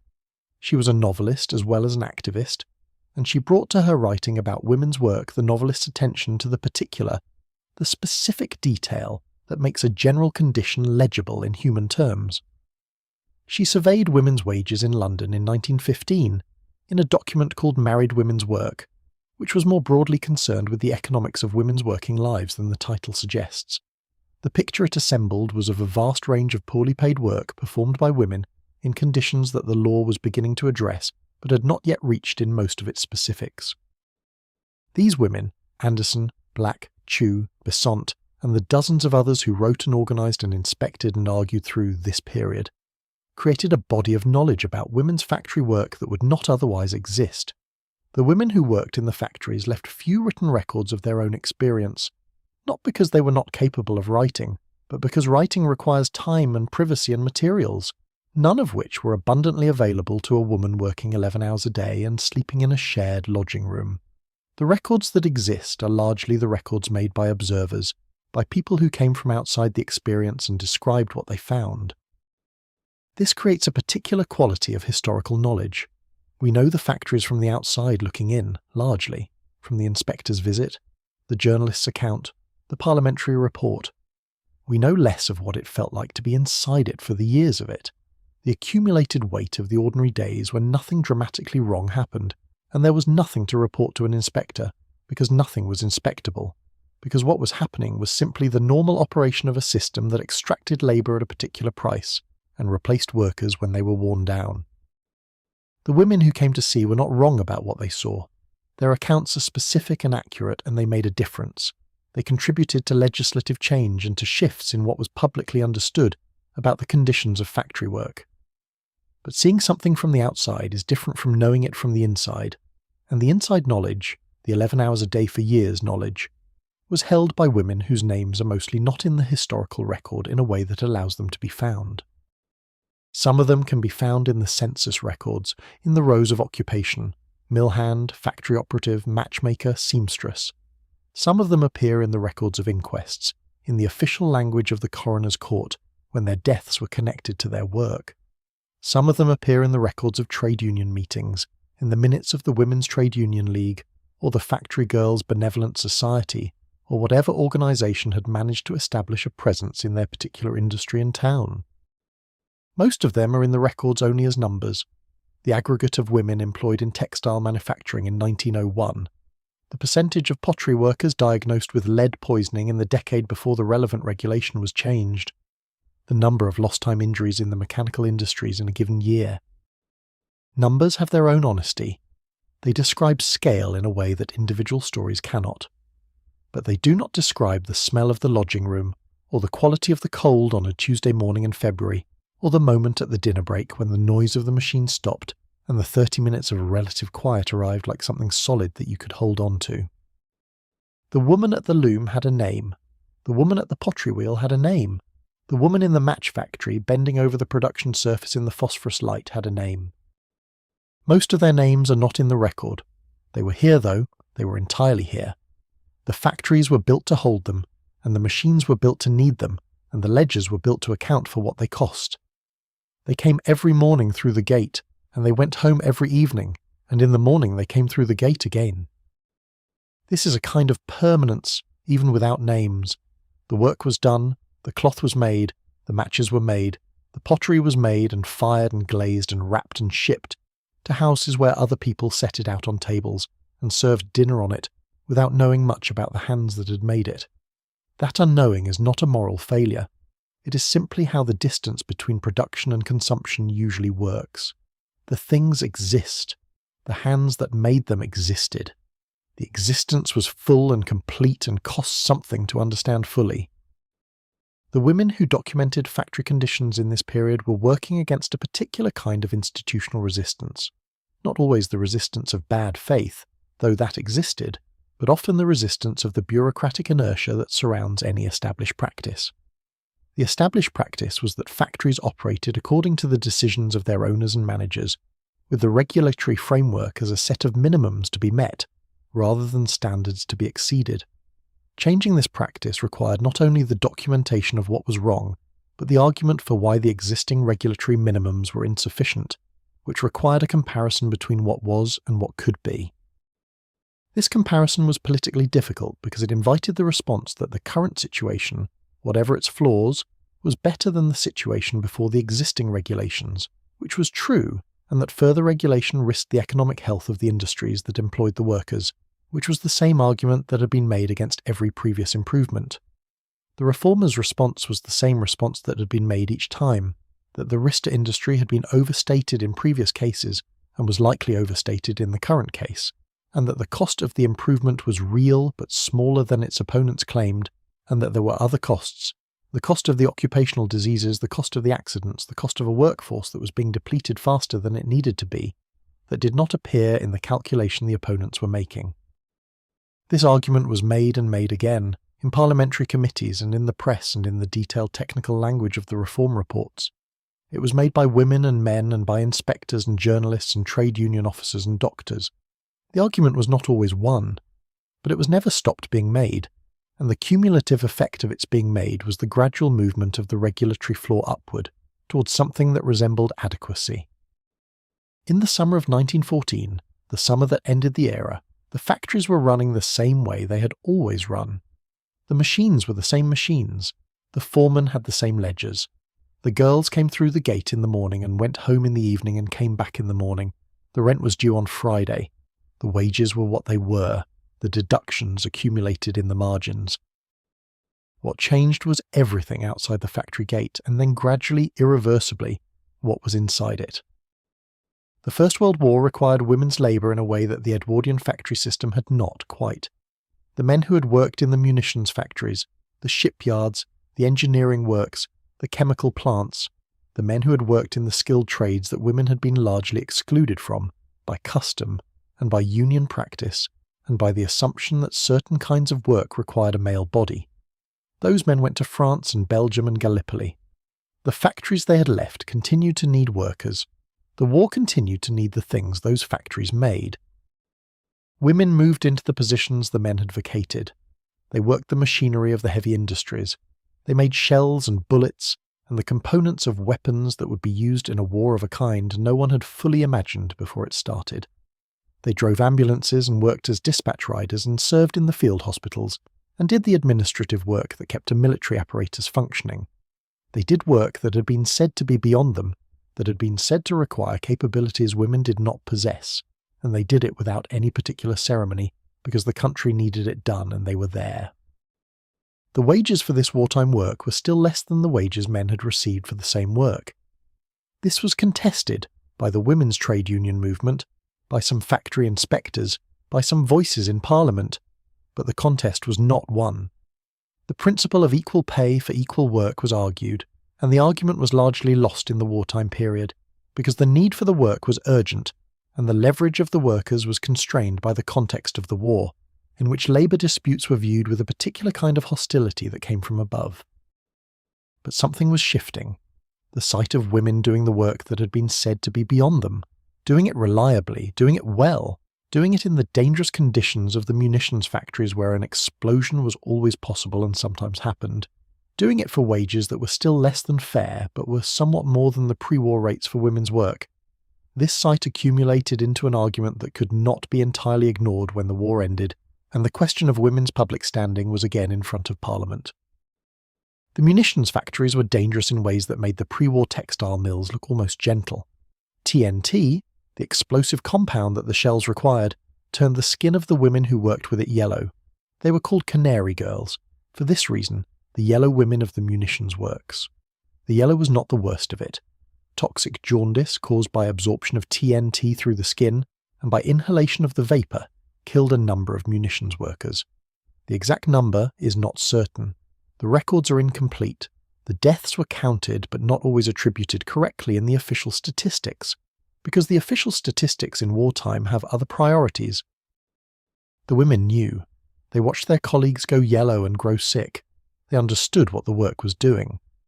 They continued to come to the gate every morning because the country needed the shells, and the shells needed the hands, and because in wartime the particular arithmetic of necessity that had always governed factory girlhood was simply more visible, more starkly expressed. The same equation turned up to a higher volume. When the war ended, and the men came back from France, many of the women were removed from the positions they had occupied. The unions that had been temporarily persuaded to accept women into the skilled trades resumed their previous positions. The idea that women's labour in industry was primarily a wartime expedient, a temporary borrowing from the male workforce, reasserted itself with considerable force. But the world had not been unchanged by the experience, even if it was not willing to say so clearly. Women had done the work. They had been there, in the factories, in the hospitals, in the offices, in the fields. They had been present in the public world in a way and to a degree that was different from before, and this presence had created a kind of fact that could not be entirely undone by the resumption of old patterns. The vote came to women over 30 in 1918, partly as recognition of the wartime contribution, partly as the culmination of decades of campaigning that had not stopped being made just because a war was being fought. The vote came to all women in 1928. The Factory Acts continued to be amended and extended and tightened. Safety legislation became more comprehensive. The inspectorate grew. The change was slow. The change was contested at every step. The change was won by the accumulated pressure of people who argued and organised and documented and refused to stop doing these things because the opposition was resistant or because progress was too slow or because there were more immediate difficulties to address. The machines in the factory are still running. They will run until the evening whistle. They will run tomorrow and the day after, but the person standing beside the machine is carrying something now. The knowledge that this arrangement is not permanent, that it has a history, that it is being contested, that the contest has been going on for a long time and will continue. The light through the windows is the late afternoon light, the golden quality of it, the way it crosses the factory floor in long parallels, the way it makes the dust in the air visible, all that fine material suspended, turning slowly in the warm current from the machines. It is the same light it has always been. The room is the same room, but rooms are not the same as the people who move through them, and the people who have moved through this room have carried things with them that do not leave when they do. The afternoon is almost over, the evening is coming, the shift is almost done. The war changed the vocabulary of women's work. Before the war, women's factory work was described in the public discourse as secondary, as supplementary, as temporary, as something that women did before marriage or in the intervals between other things. The war demonstrated at scale and under undeniable pressure that this vocabulary was inaccurate. Women working in munitions factories were not doing supplementary work. They were doing work that the country's survival depended on. They were doing it in conditions that killed some of them. The vocabulary of secondariness could not survive this demonstration intact. It did not entirely disappear. The post-war period saw significant pressure to restore the pre-war arrangements, to return women to the occupations and wage rates that the rhetoric of domesticity and supplementary work had justified. The pressure was not entirely unsuccessful, but it operated against a changed factual background. The demonstrated capacity and the demonstrated contribution were not entirely erasable, even when the institutional structures were doing their best to erase them. The Edwardian factory girls who had worked through the period of the reform campaigns, and then through the war and into the post-war settlements, were women who had lived through a remarkable compression of change. They had seen the conditions of their own work, documented, contested, legislated about. They had seen the argument about their capacities conducted around them, and about them without always including them. They had, through the act of simply continuing to work and to organise and to speak when they were given the chance, contributed to the outcome of those arguments. The whistle blows at 6. Or at 5:30, or at 7, depending on the factory, depending on the season, depending on whether there is an order that needs to be filled by Friday, and the management has decided that the order takes precedence over the regular schedule. But the whistle blows eventually, and when it blows, the machines come to their particular kind of stopping. Not immediately, because machines of this kind do not stop instantaneously, but gradually, the sound winding down from its working pitch through a series of lower notes until the movement stops and the silence arrives. The silence is not actually silence. In a room that has been full of machine noise for 11 hours, the cessation of that noise creates a ringing absence, an afterimage of sound, in which the ears continue to process something that is no longer there. You hear the settling of the building, the creak of the floorboards, the voices of the women around you suddenly audible again, strange after the long interval of muteness, as though everyone is speaking a language you know but had temporarily forgotten. The ending of the shift has its own ritual, the covering of the machines in some factories, a canvas or a cloth draped over the mechanism to protect it from overnight dust, the closing of the windows, if any were open, the dousing of whatever lights were lit at the workstation, the collection of the small personal items, the parcel wrapper, the empty tin that held dinner, the shawl hung on the hook since morning. You are one of perhaps 200 women leaving the building at the same time, and the exit takes longer than the entrance, because at the entrance everyone arrived in ones and twos across the 30-minute window before the gate closed, and at the exit everyone is leaving at once through doors that were not designed for 200 people trying to use them simultaneously. There is a press of bodies, a warmth of bodies, the smell of a long day of work accumulated in the fabric of 200 coats and shawls. On the street outside, the town has its evening quality. The shops are lit. The baker's has the last bread of the day in the window. The public house on the corner is beginning to fill with the noise of the early evening, the particular sound of a room containing people who have finished working and are now doing something else with the hours that remain. Some of the women go directly home, some stop to buy something from the market stalls on the corner, which are selling the end of the day's goods at reduced prices, wilted vegetables, slightly bruised fruit, the last of the bread that hasn't gone stale enough to be unsellable but is approaching it. The town at evening has a quality distinct from the town at morning. The morning is purposeful and compressed, everyone moving in the same direction toward the same destination, the pace of it set by the distance and the time until the gate closes. The evening is more dispersed. People go in more directions. The pace varies, because the whistle has blown and the urgency is over, at least until tomorrow morning, and the body that has been working since 5:30 is allowed to slow down. In the winter the evening is dark, has been dark since 4 o'clock practically, since the short winter afternoon gave up and handed the sky over to the gas lamps in the lit windows of the houses. You walk home through the dark with the cold at your collar, and the lodging house is a warm room and a chair by the fire, and the chair by the fire is the destination now, the thing being moved toward. The factory stands quiet behind you. Its windows are dark, or nearly dark. A light in the office, perhaps, where the manager or the superintendent is completing the day's paperwork, recording the production figures and the wage deductions and the inventory of raw material consumed. The chimney is still warm, the heat of the day's work stored in the bricks. In a few hours the furnace will be banked for the night, and the warmth will begin to fade from the walls, and by morning the building will have the cold that all large buildings have in the night hours. A cold that is different from the cold outside because it is enclosed, interior, the cold of a space that is usually warm and has temporarily relinquished that warmth. But the factory is not really dark, even now. The gas lamp on the street corner throws a little light through the lower windows. The sky, if there is cloud, reflects the faint glow of the gas lamps of the whole town back down onto the rooftops, so that the darkness is the particular darkness of a lit city at night. Not the absolute dark of a field or a forest, but something softer, something that contains within it the suggestion of light even while obscuring it. Somewhere in the town a woman is writing a letter home. She sits at the corner of the table in the lodging room, the fire low, a single candle, a piece of paper bought from the newsagent on Saturday. She's writing to her mother, perhaps, or to her sister who went to another factory town and whom she has not seen since last Christmas. The letter describes the week.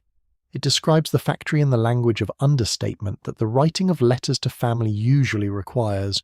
Not dramatizing, not frightening, saying enough to be honest, and not so much as to cause worry that cannot be addressed from a distance.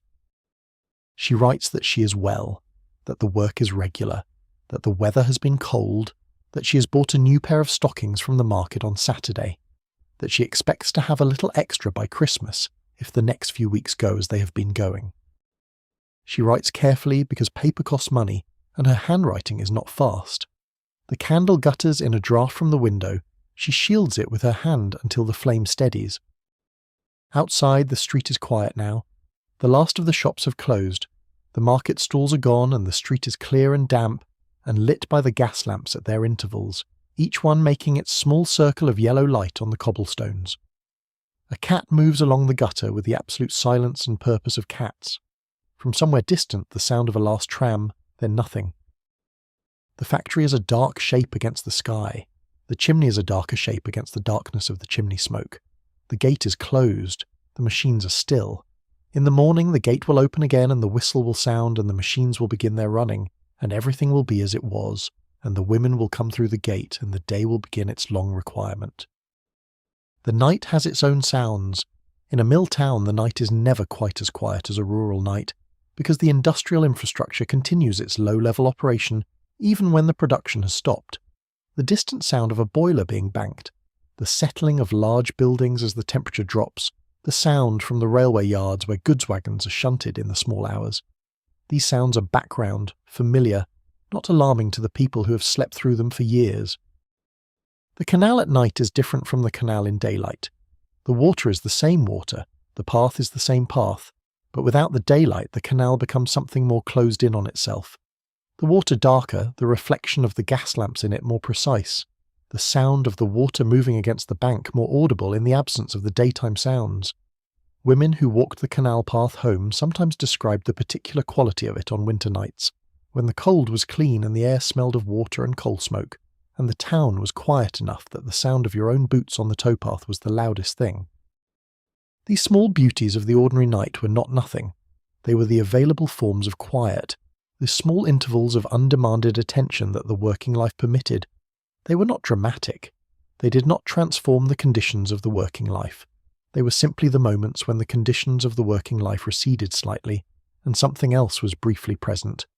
The water, the lamplight, the cold air, the stars if the sky was clear, the particular quality of a known street at an unusual hour. The factory buildings are still there, some of them. converted now, mostly, to flats or offices or art centres, or the various uses that large Victorian and Edwardian industrial buildings find themselves put to when the industry they were designed for has moved elsewhere or ceased to exist. The bones of them persist. The heavy brick walls, the tall windows, the floors that were built to hold the weight of machines and still hold whatever weight is placed on them. The grain of the floorboards in some of these converted spaces shows, if you look carefully, the marks of years of machinery.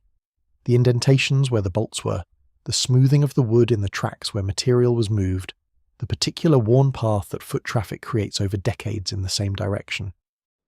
The buildings do not remember, of course. Buildings do not have memory, but they hold the shapes that experience made in them, the way old wood holds the marks of what was pressed against it. And when you walk through a converted mill in a northern town, and the floor has a quality under your feet that no new floor has, a solidity, a slight give that comes from the wood having absorbed and released heat and damp for 100 years, you are walking through a material record of that time. The women who worked in these buildings are not in the buildings anymore. Their names are in the census records and the death registers and the occasional union minute book, and the oral histories collected later by researchers who went looking, who sat with the grandchildren and great-grandchildren and asked what they had been told, what they remembered being told. What was remembered was often the ordinary things, the sound of the machines, the cold of the morning, the particular walk from a specific lodging house on a specific street to the factory gate, the name of the woman at the next machine, who was from somewhere else originally and who could do something remarkable with her hair that everyone admired, the smell of the dinner at the break, unwrapped from its cloth, slightly cold, eaten quickly. The large things, the labour movement, the factory acts, the slow accumulation of legislative change, these were the context.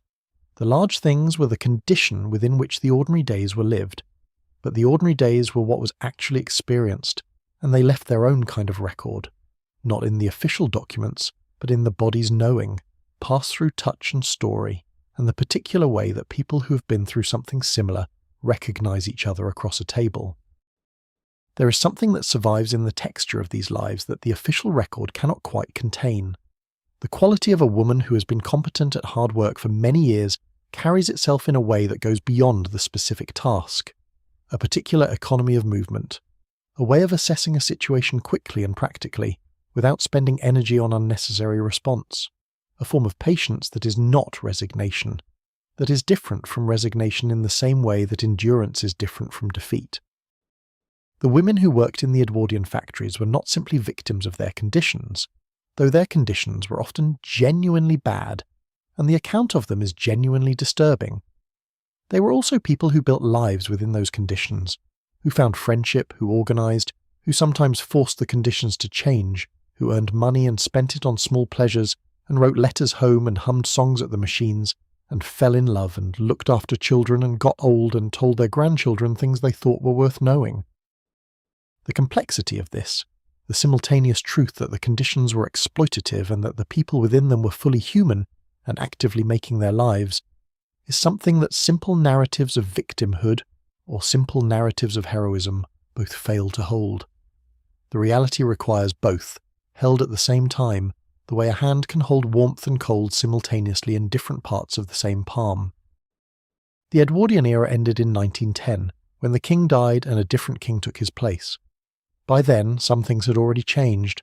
The phosphorus ban was coming, the insurance legislation was being drafted, the women's inspectorate was growing, the labour movement was larger than it had been. Some things had not changed. The wages were still less for women than for men doing the same work. The safety provisions were still inadequate in many factories. The deductions were still in many ledgers. The war that came in 1914 changed things faster than the years before it had.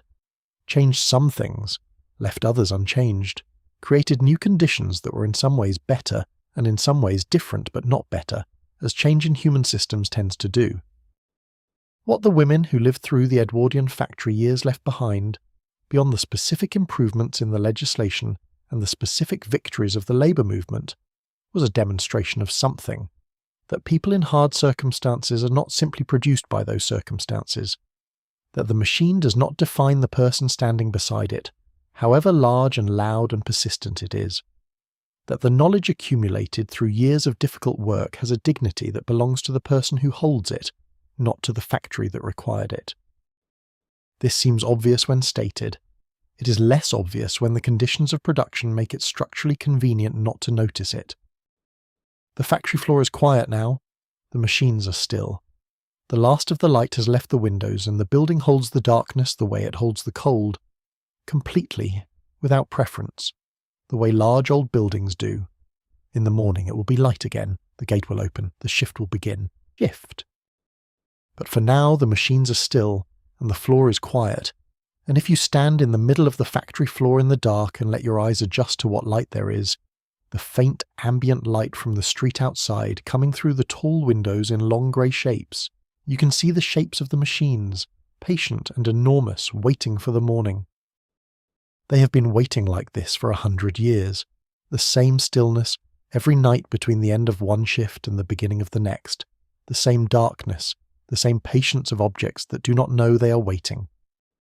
The women who stood beside these machines are gone from them, but the building holds their shapes in its floor, in its walls, in the particular quality of the silence that has been shaped by the noise that preceded it. They were here. The record of their being here is in the worn grain of the wood and the smooth stone of the gate, and the particular sound the building makes when the wind finds the gaps in the windows. Let the building settle around you now. Let the machines stand still in the dark. The shift is over. The day is complete. The gate is closed and the street is quiet, and whatever comes next, for the building, for the town, for the thread of history that moves through places like this on its way towards something that hasn't happened yet, it will wait until morning. Sleep now, the machines are still, the work is done. The worn floor of the factory building carries something that cannot be articulated but can be felt. Old buildings that have been genuinely lived in and worked in have this quality. Not a mystical quality, nothing supernatural, but the physical accumulation of use that changes the texture of the materials in ways that are subtle and real. The wood is smoother in certain places because those places were walked over more. The stone of the doorstep is lower in the middle because the middle is where feet fell. These marks are records in the most literal sense, the impression of the event preserved in the material that witnessed it. Walking through an old factory building now, the one that has been converted to flats or offices, you are walking through a material record of the people who worked there. The record is incomplete. It does not tell you names, it does not tell you stories, but it tells you direction and weight and frequency, the basic facts of movement repeated over years, and from these facts you can infer the shape of the days that made them. The women who made these marks did not think of themselves as making a record. They were walking from the gate to the machine, and from the machine to the supply rack, and from the supply rack back. They were doing what the shift required. The record was a byproduct, invisible to them, meaningful only to the future that would stand in the space they had worn, and feel the difference between the worn parts and the unworn parts, and understand, if they were paying attention, that the difference had a history. The town had grown around the factory the way a body grows around a wound, not to conceal it, but because the wound created conditions, and the body adapted to those conditions, and after enough time the adaptation looked like natural form. The terraced houses were there because the factory needed workers within walking distance. The streets were there because the houses needed connecting. The public house on the corner was there because the workers needed somewhere to go at the end of the week, and the chapel 3 streets over was there because some of them needed somewhere different to go on Sunday morning. The market was there because the workers needed food and cloth, and the small goods of daily life that the factory wage could purchase, some weeks, with a little left over. This was not planned, exactly. There was no person who sat down with a piece of paper and drew the mill town as a logical diagram. It grew by accretion, each new building responding to the presence of the buildings before it, each new institution responding to the needs created by the previous institutions. But the result had the shape of a purpose, even if the purpose had never been stated. The mill town was a machine for the production of labour. Its physical form expressed this function with the clarity of long use. The street immediately outside the factory gate was called, usually something with a comforting name, Victoria Street or Chapel Lane or Prospect Road, names that gestured toward optimism in the way that working-class street names often do, as though the naming could apply a little of what was named to the place being named. Victoria Street in a mill town was not unlike Victoria Street in 100 other mill towns. Narrow, brick-fronted, the windows of the houses close enough to the pavement that you could see from the street if a light was burning inside. The houses on this street were back-to-back in the older parts of the town, which meant they shared walls on 3 sides and had only one face open to the street, and the air came in from the front and had nowhere to go out except back through the front, which meant the air that accumulated in these houses over the winter, coal smoke and cooking smells and the particular staleness of rooms with too many bodies in them and not enough ventilation, had a quality that the residents did not notice because they lived inside it, and people who came from outside noticed immediately. The newer houses, built in the later part of the 19th century when the Factory Acts had begun to extend to housing conditions, and the reformers were making arguments about the relationship between bad housing and the diseases that spread through working-class populations and reduced the available labour force, had a little more air about them. A slightly wider gap between the terrace fronts and the street. A small backyard in some cases, where a woman could hang washing without it being directly above the traffic of the footpath. These improvements were real. They were also smaller than they should have been, built to the minimum that the legislation required rather than to the minimum that was actually necessary for something that could reasonably be called adequate. The walk from the terraced house to the factory gate was the spine of the working day. You made it twice in opposite directions, the morning walk in the dark with the day ahead and the body still carrying the night's rest, and the evening walk in the dark with the day behind and the body carrying the day's work. The morning walk had a forward quality, a gathering of attention toward what was coming. The evening walk had a different quality, a loosening, a gradual release, the body negotiating the transition between the self that worked and the self that was something else. Some women walked this distance for years.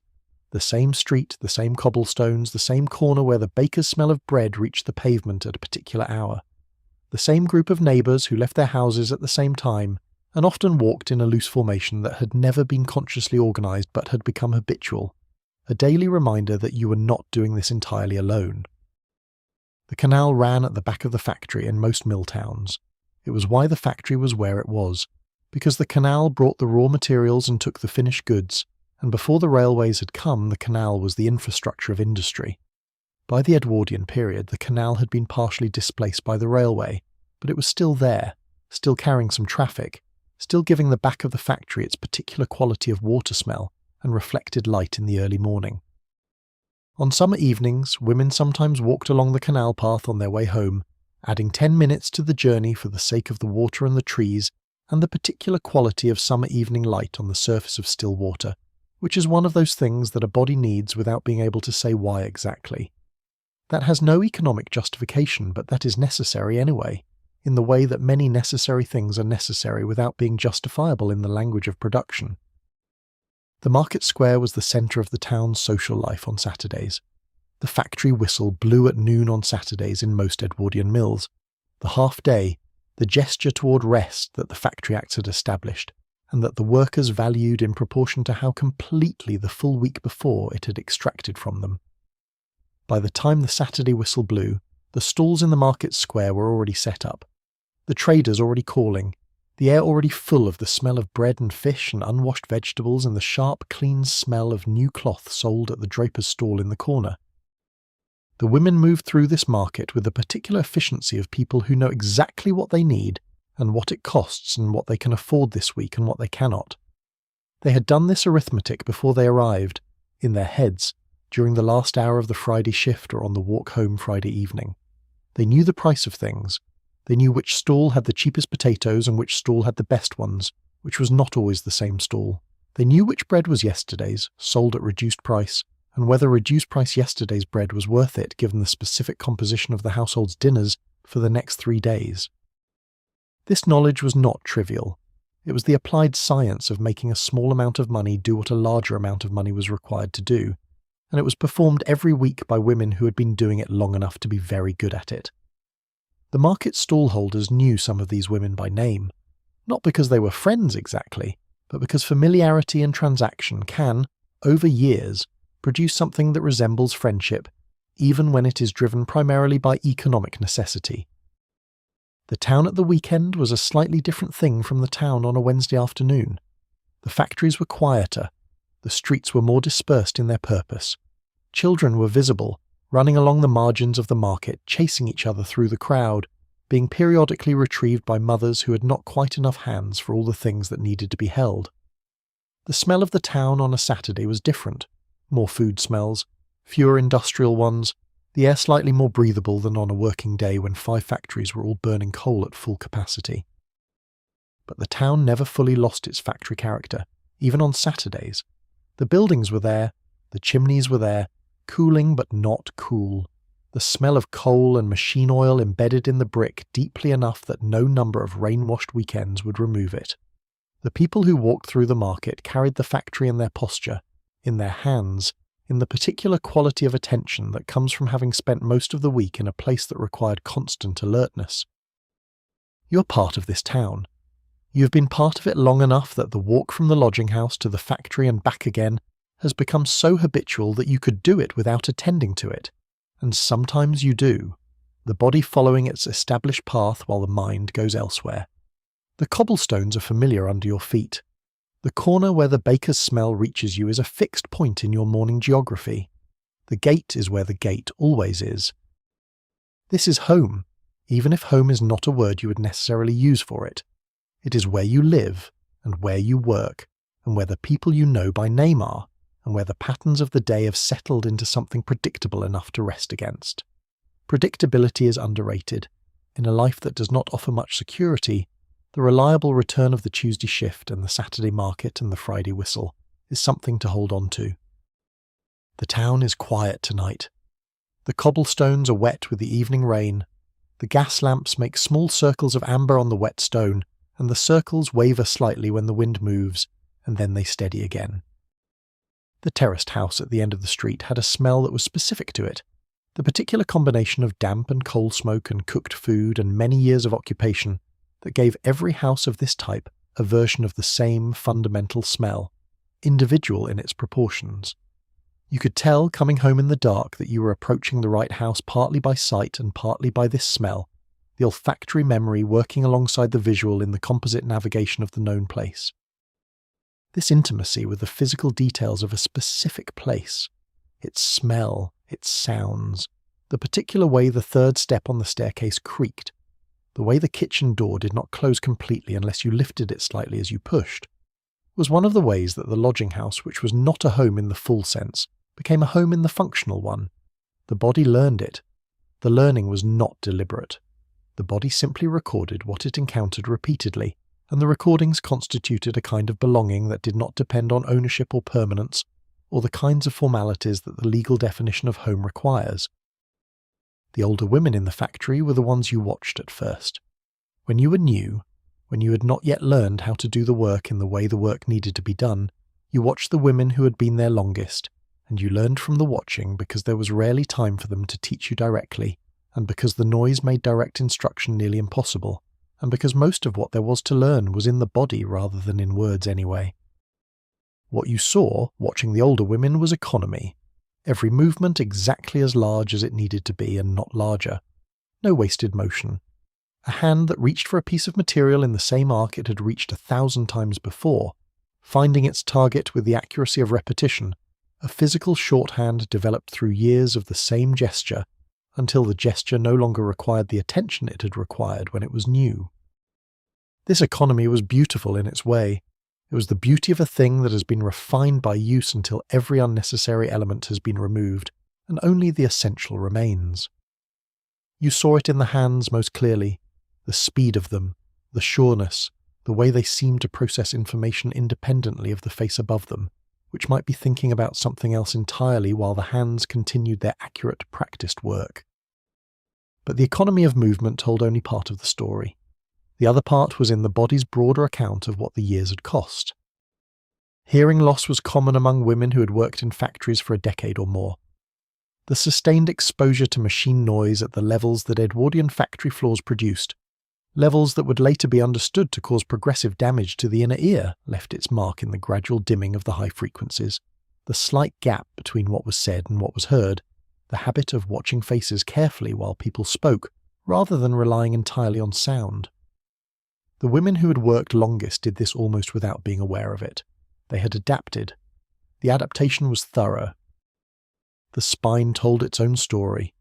A woman who had spent 20 years standing at a machine set at a particular height, a height that required a slight forward lean, or a slight sideways tilt, or a particular angle of the neck to see the work clearly, had a spine that had adjusted to that requirement. The adjustment was not painful, necessarily, not in a way that could be pointed to and named on any given day. It was the slow accumulation of small deviations from the upright, each too small to measure, collectively significant. Some women found, in their 40s, that they could no longer quite stand straight. The body had learned its working shape and retained it. The lungs were a quieter concern, or quieter in the sense that the damage was invisible until it expressed itself in symptoms, and the symptoms, shortness of breath, a persistent cough, a difficulty with exercise that the woman herself might attribute to age rather than to 20 years in a room full of cotton dust, were easy to misread as something other than what they were. Byssinosis, the lung disease caused by cotton and flax dust, was not named and understood as a specific occupational disease until later in the 20th century. In the Edwardian period, it was experienced as individual symptoms without a clear collective name, which made it harder to see as a pattern and harder to address as a cause. In the match factories, the effects of phosphorus on the jaw and the bone were more dramatic and more visually legible. Women whose jaws had been affected could not hide this the way a woman could hide early hearing loss or the gradual stiffening of the spine. The condition was obvious and severe, and it changed the face, and changing the face changed the relationship to the world, because a face is the primary surface through which a person is perceived and in which their identity is partially held. There is a particular kind of stoicism that develops in people who live with ongoing physical discomfort that is not severe enough to incapacitate them, but is permanent enough to become part of the background of every day. It is not the theatrical stoicism of the person who is demonstrating their endurance for an audience. It is quieter than that, a simple accommodation, a not making a fuss that becomes habitual because making a fuss costs energy that is needed for other things and changes nothing anyway. The older women in the factory had this quality. They had learned to work with bodies that had been working for a long time, and the working had left its marks, and the marks had been incorporated rather than complained about, because complaining about them did not help, and continuing to work did at least pay the rent. This is a reasonable response to an unreasonable situation. It should not be mistaken for acceptance of the situation as acceptable. Some women left the factories when the physical cost became too high. They moved to lighter work, charring, taking in washing, minding children, if lighter work was available and the wage was sufficient to cover the reduced rate. Some stayed because the factory paid more than the alternatives and the wage was still needed. Some stayed because the factory was where they knew people, where the day had a shape they understood, where the particular community of the factory floor was the primary social world they inhabited. The community of the factory floor is worth noting. It was not the same as friendship exactly, though friendships developed within it. It was the community of shared experience and shared space, the daily proximity of people who saw each other every working day for years, who knew each other's moods and habits and small economies, who had been through the same moments collectively and carried those moments in a shared memory that belonged to all of them. When a woman left a factory, she left this. When a woman was dismissed or moved to another town or became too ill to work, she left behind the particular fabric of daily relationships that the factory had created around her. There was rarely ceremony around this leaving. The place was filled almost immediately. The machines continued. But the women who remained remembered the ones who had gone, mentioned them, sometimes, in the way that communities remember people who were part of them, briefly, before the memory also faded and the name became just a name and then became nothing at all. The woman at the end of the row has been here for 23 years. You can tell, if you're paying attention, from the angle of her shoulders and the economy of her movement, and the way she holds her head when she's listening to the machine's sound for information. She knows this factory the way you know a house you've lived in for a long time, its particular rhythms, its moods, the way it behaves in cold weather versus warm, what the sounds mean. She does not talk very much. She does the work. She eats her dinner quickly at the break and goes back to the machine before the whistle blows, a habit that may have begun from efficiency and has continued from inclination. When someone new arrives and doesn't know what to do, she shows them briefly and precisely and then returns to her own work. She has been here longer than the foreman. She has been here longer than two managers, both of whom arrived and departed while she remained. The factory has changed around her in small ways. The machines updated once, the electric lighting installed, the windows on the south side repaired after a storm. While she has continued standing at the same position on the factory floor, her body carrying the record of the years, and her hands performing the same precise movements they have always performed, without waste, without flourish, exactly as they need to be. The physical legacy of factory work lasted longer than the working years. Women who had retired from the factories in their 50s or 60s, when the body's reserves were no longer sufficient for the sustained demand of the full working day, carried in their bodies the record of the years they had spent, the hearing that had been gradually reduced, the spine that had taken its working shape, the hands that still performed certain movements with the accuracy of long practice, even when there was nothing to practice them on. Some of this physical legacy was useful. The dexterity that years of precise work had developed remained available for other purposes, for the needlework that some older factory women did in their retirement, for the care of grandchildren and the management of the household, for all the fine motor tasks that the living of a life required. The hands that had been trained to be quick and careful did not forget the training when the specific work was done. They remained quick and careful in whatever they were put to.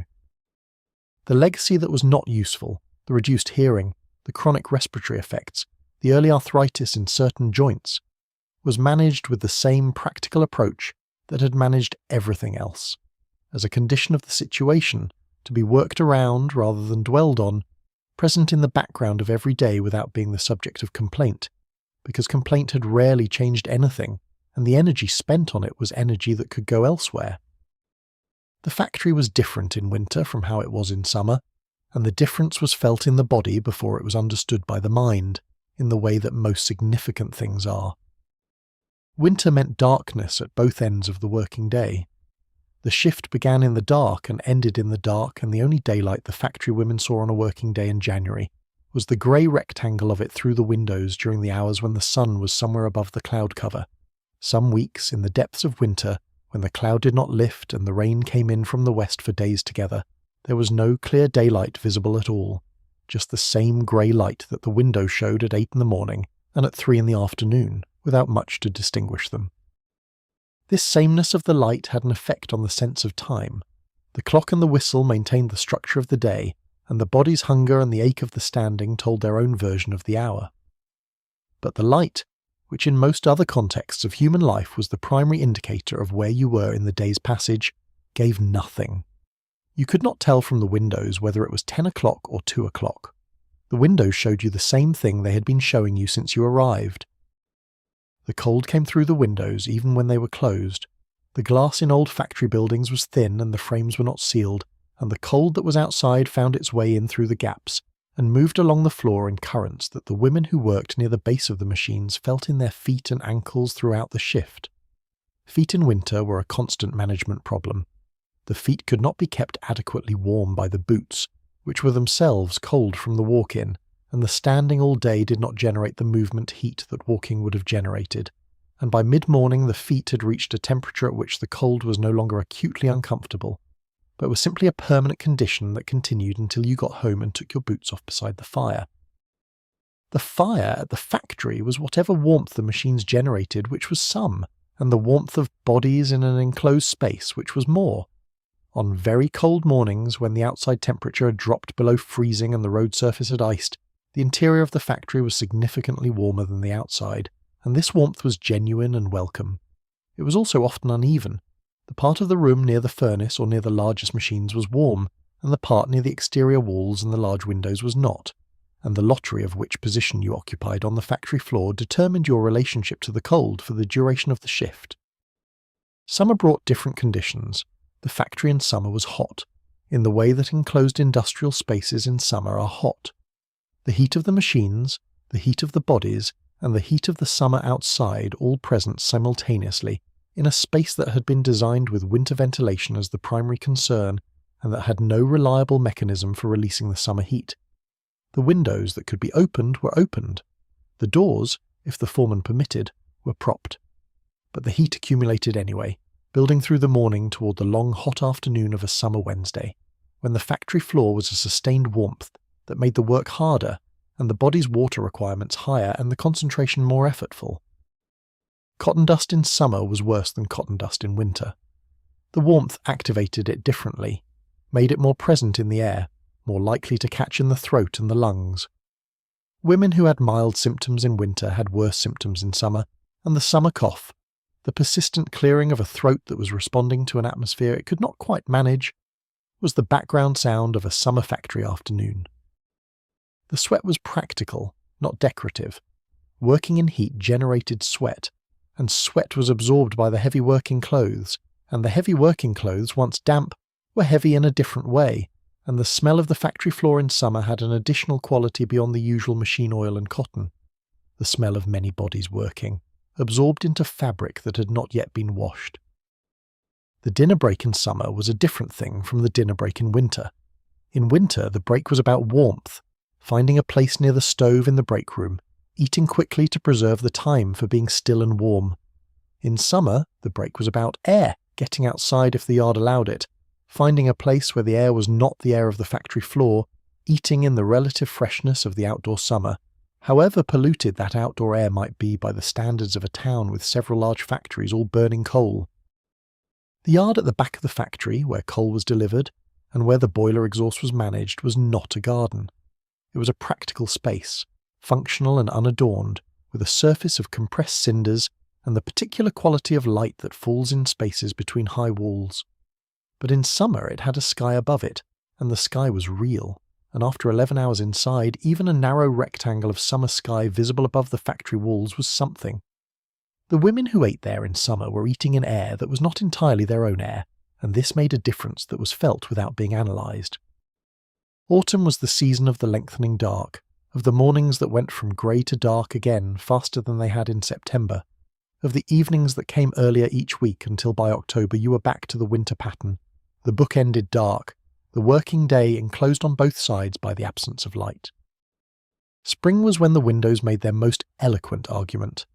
In early spring, the days growing longer after the long winter, the windows showed something that they had not shown for months. Actual spring light. The quality of light that is different from autumn light, even at the same angle, lighter in its warmth, more willing, the light of something beginning rather than ending. The women noticed this. You could see it in the slight change of their faces near the south windows on a March afternoon, the way they tilted toward the light with a movement so small it barely registered but was clearly there. The seasons could not change the factory. The machines ran through all of them equally. The production quotas were not adjusted for the heat of July or the cold of January, not in most factories, not unless production dropped sufficiently to become a measurable problem. But the seasons could change the texture of the experience, the heat and cold and light and dark that were the backdrop of the work, that were felt in the body continuously as the conditions in which the other conditions were held. Tonight the season is autumn.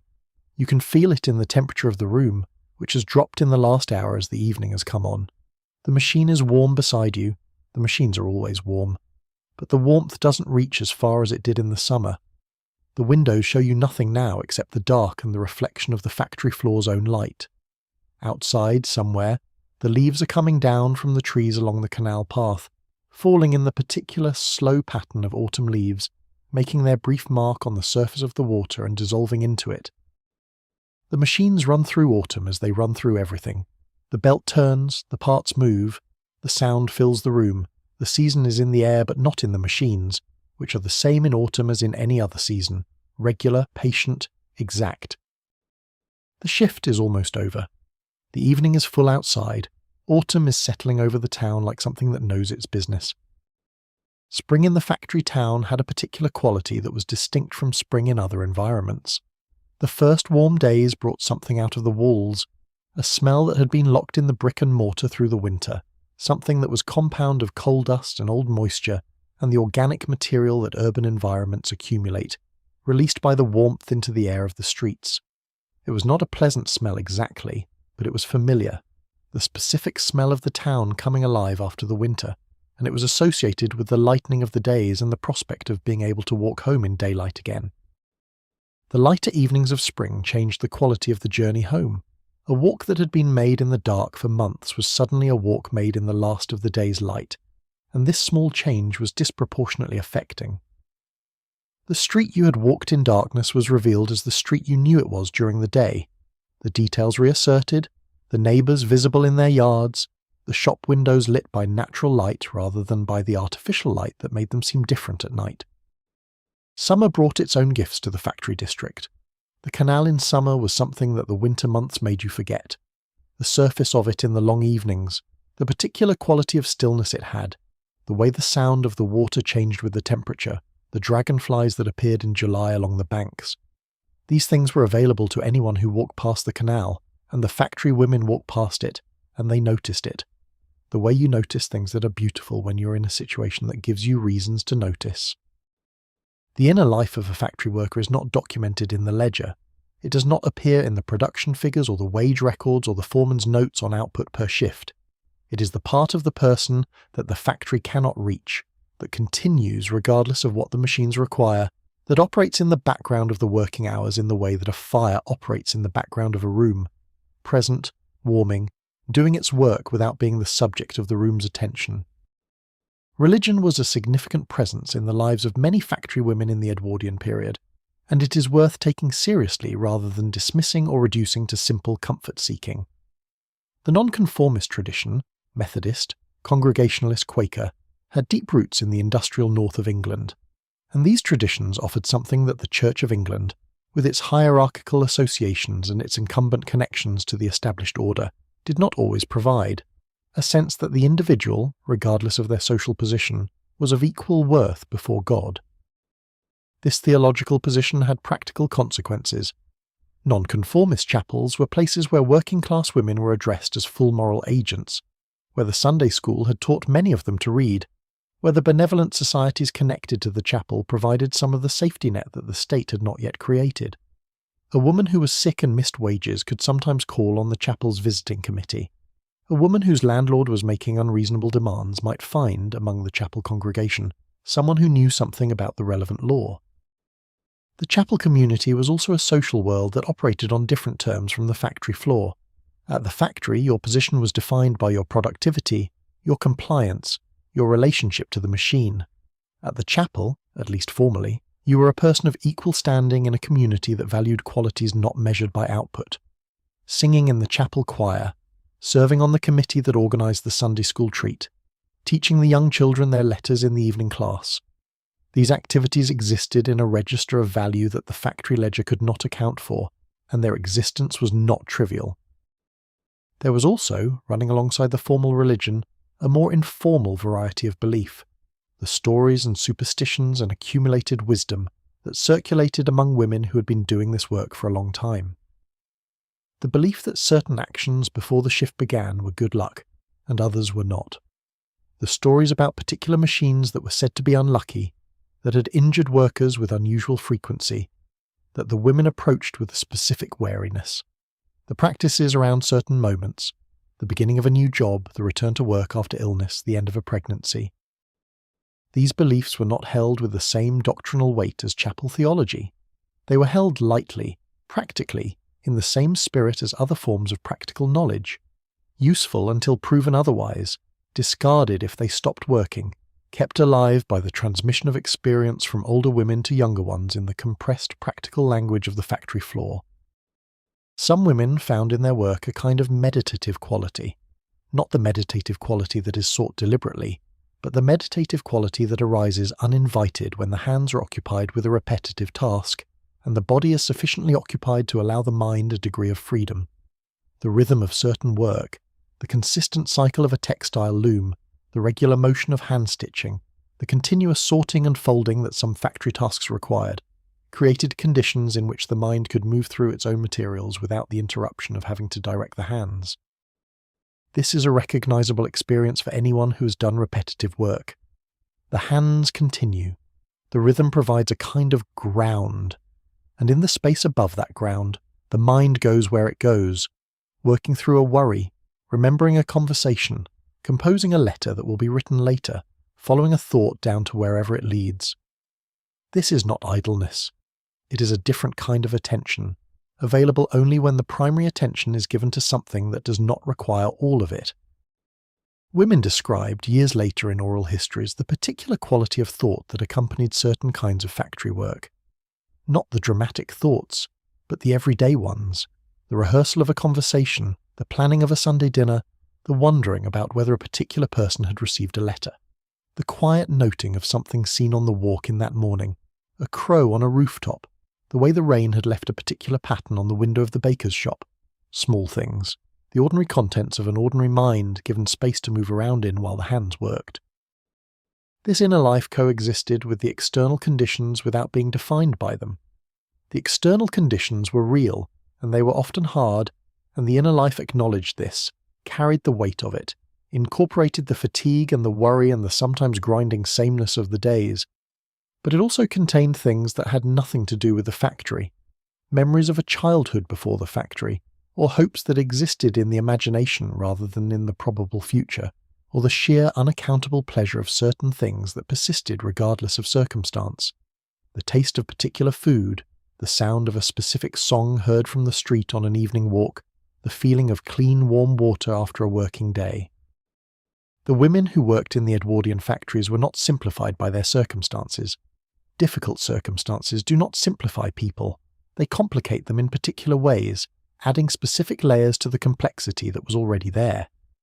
The factory girl was not only a factory girl, she was also a daughter and a friend and a reader of penny newspapers and a singer in the chapel choir and a person with an opinion about the new foreman and a person who had been keeping a specific worry at the back of her mind all week and would need to deal with it on Saturday. All of this existed simultaneously, in the same body that stood beside the machine and performed the repetitive work and breathed the cotton dust and felt the cold of the winter floor through the soles of the working boots. The body that was a production unit in the factory's ledger was also the body that contained all of this. The memories and the hopes and the small pleasures and the persistent worries and the singing voice and the theological opinion and the knowledge that the crow on the roof was worth noticing even on a Tuesday morning when you were already late. The machines cannot reach this. They never could. In the quiet of the late shift, in the hour when the body is tired and the work continues and the night is fully established outside the windows, you let the mind go where it goes. The hands know what to do. The feet know where they are. The ears have adjusted to the sound long ago and hear it now as background rather than foreground. And in the space that this adjustment creates, the mind moves through its own materials, the small, ordinary accumulation of a day and a week and a life, sorting through it in the rhythm of the machine cycle, which is a kind of ordering, a kind of rest. The chapel is dark tonight across town. The pews are empty, the fire in the vestry is out, but the building is there, and in the morning it will be there still, and on Sunday the congregation will come and fill the pews, and the singing will begin, and for an hour or two the week will be inside a different frame. For now, the machine. For now, the hands. For now, the rhythm and the thought moving within it, quiet and private and entirely its own. It is worth saying again because it is easy to overlook. The women of the Edwardian factory floor were readers, not all of them, and not always easily. The penny paper was more accessible than the book, and the book required more light and more time and more silence than the lodging room reliably offered.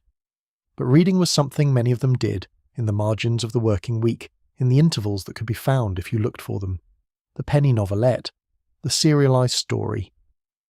The improving tract left by the Sunday school that turned out, against expectation, to contain something worth reading after all. The letter from a relative in another city.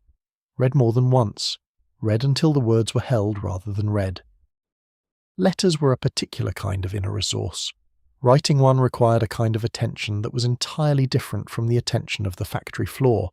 Deliberate, organized, reaching for the precise word that would carry the thing you meant across the distance between where you were and where the letter was going. The women who wrote letters home, to mothers in the village, to sisters in service elsewhere, to cousins in the next mill town, were doing something that the factory could not replicate, making something that lasted, that connected them to a world larger than the floor, that said, "Here I am, this is what my life is, I am thinking of you."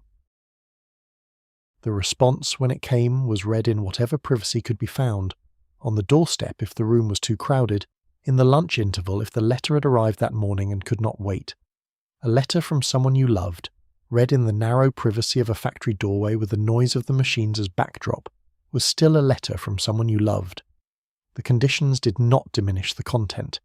The content carried its own quality through whatever conditions it had to pass through. This capacity to find and maintain an interior life in conditions designed for the extraction of labour was not remarkable in any individual case.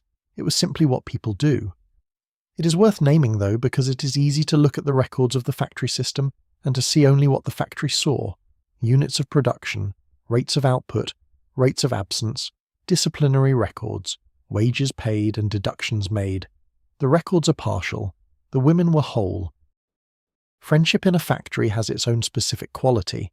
It is friendship made under particular conditions: shared noise, shared cold, shared deductions from the wage packet, shared glances at the foreman's back. It is friendship that develops in the compressed margins of the working day, rather than in the expansive spaces that friendship usually requires. The long evening, the unhurried meal, the conversation that can go where it needs to go without a whistle at its back. And yet the friendships were real. In the oral histories and the letters and the occasional memoir left by factory women of this period, the women at the next machine appear with a consistency that speaks to the weight they had. The woman who showed you how to do the work in the first week. The woman who shared her dinner with you when you forgot yours and were too embarrassed to say so.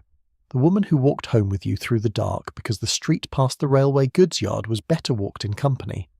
The woman who knew, from the way you were standing, that something was wrong today, and who did not ask because there was no time and no privacy for asking, but who knew. This knowing without asking is a particular form of intimacy.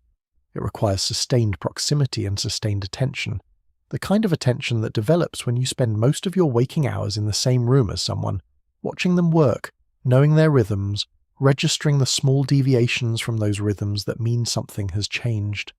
It is not the same as the intimacy of close friendship in comfortable circumstances, but it is not lesser than it either. It is a different kind. The factory floor created a community of women who had shared experience in the most direct sense. They had been through the same hours, in the same room, with the same noise and the same cold and the same foreman and the same insufficient wages. This shared experience was the foundation of a solidarity that sometimes expressed itself in formal ways, in the union meeting, in the strike, and more often expressed itself in informal ones, in the daily adjustments that the women made to help each other manage the work. Covering for someone who was a few minutes late, feeding their machine through the gap that separated arriving just after the gate closed from the loss of a morning's wages, alerting someone to the fact that the foreman was making his way down their row with his clipboard, giving them time to look busy in a different way, sharing information about which parts of the production were being scrutinized most heavily this week, which deductions were being applied most liberally, where the margin of error was tightest. This information sharing was practical and constant. The factory management worked within a structure of rules that it applied inconsistently, with the foreman's discretion filling the gaps. This inconsistency was not always arbitrary. It sometimes reflected the management's calculation of where enforcement was most productive. But from the worker's perspective, it was navigated most safely through collective intelligence. The woman who had been there the longest knew the most.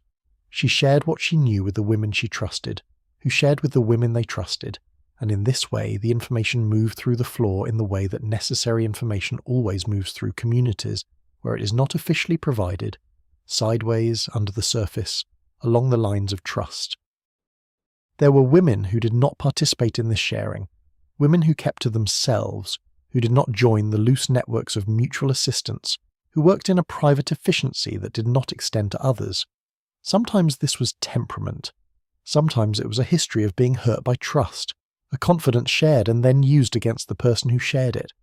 Sometimes it was simply the survival instinct of someone who had calculated that involvement with others was a risk that the margin of her situation could not absorb.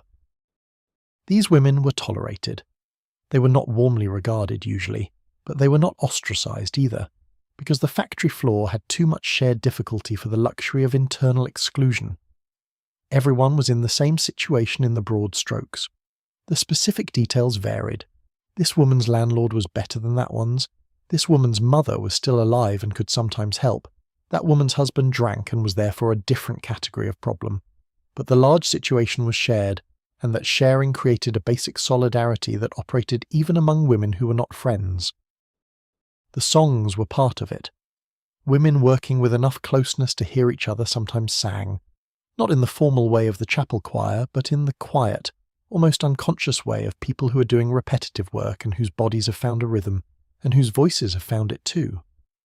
A song that someone had heard at the music hall last month, carrying itself across the factory floor from machine to machine, picked up by the woman 3 positions down who had heard it too and knew the chorus. The music hall was the popular entertainment of the Edwardian working class, and the songs it produced were the shared culture of the lodging rooms and the factory floors and the Saturday markets. They were not genteel songs. They were songs with humour in them, with a particular kind of working-class wit that found the gap between what life was supposed to be and what it actually was, and made that gap into something laughable rather than unbearable. The humour was not always refined, and it was not intended to be. It was intended to make the Tuesday afternoon shorter. Laughing on the factory floor was regulated. Too much, and the foreman looked up. The women knew exactly how much was too much, in the same way they knew everything about the factory's thresholds, where the line was, and how close you could go to it without crossing it. There was a specific kind of laughter that could happen between 2 women at adjacent machines without attracting attention. Quiet, controlled, shared sideways, a compression of amusement into the smallest possible external expression, while the internal experience of it was full and real. This laughter was resistance of a very quiet kind. It was the assertion, against the logic of the factory, that the women were not entirely contained by the factory's requirements, that there was something in them that the factory could not reach and could not regulate, that the foreman's clipboard could not account for the entire content of an afternoon. You and the woman at the next machine have worked together for 3 years. You know her working style in the detail of close proximity, the angle at which she holds her material, the particular way she adjusts when the tension changes, the small sound she makes when she finds a flaw that will need to be managed. You know that she takes her lunch with the same contents every day because she is a creature of routine, and you know that she has a brother in Manchester who writes rarely, but when he does, she reads the letter 3 times. You know these things without having been told them explicitly. You know them from 3 years of shared afternoons. She knows similar things about you. This knowing, accumulated in the margins of the working hours, is a form of closeness that does not have a formal name, but that is one of the more durable things that the factory years produce. The machine between you runs. The afternoon continues. Outside, the autumn is settling toward evening, and the light through the windows has the warm copper quality of the hour before the day gives up. There is a particular satisfaction in the friendship that forms across a shared task. It is not the same satisfaction as the friendship of leisure, the friendship of evenings out and confidences exchanged, and the slow accumulation of shared history in comfortable circumstances. It is a friendship formed in restriction, and it carries that restriction within it, the same way that a river carries the shape of the land it has passed through. But it is not lesser for that. A river is not apologizing for its banks. The women who left accounts of their factory years, in the oral history recordings made decades later, in the occasional letter or memoir, in the fragments preserved in labour archives and local history collections, returned repeatedly to the women they had worked beside. The names came back with a specificity that spoke to how completely those relationships had been held. Not the names of the foreman, in most cases, not the names of the factory owners, the names of the women at the next machine, the names of the women who had walked home the same way, the names of the women who had shared a bag of chips on a Friday when the week's wages were just enough to allow it. Memory organised itself around human warmth rather than institutional structure. The factory itself, its name, its ownership, the specific terms of the work, faded more quickly than the face of the woman who had laughed with you on a Tuesday afternoon in a year you couldn't precisely name. This is not surprising. It is simply how memory works and what it is for. The factory organised the hours. The friendships made them bearable. The light is going now. The shift is in its final hours. The woman at the next machine glances across at you without quite meeting your eyes. Just a glance, just the sideways acknowledgement of shared duration, the confirmation that you are both still here and the day is nearly done.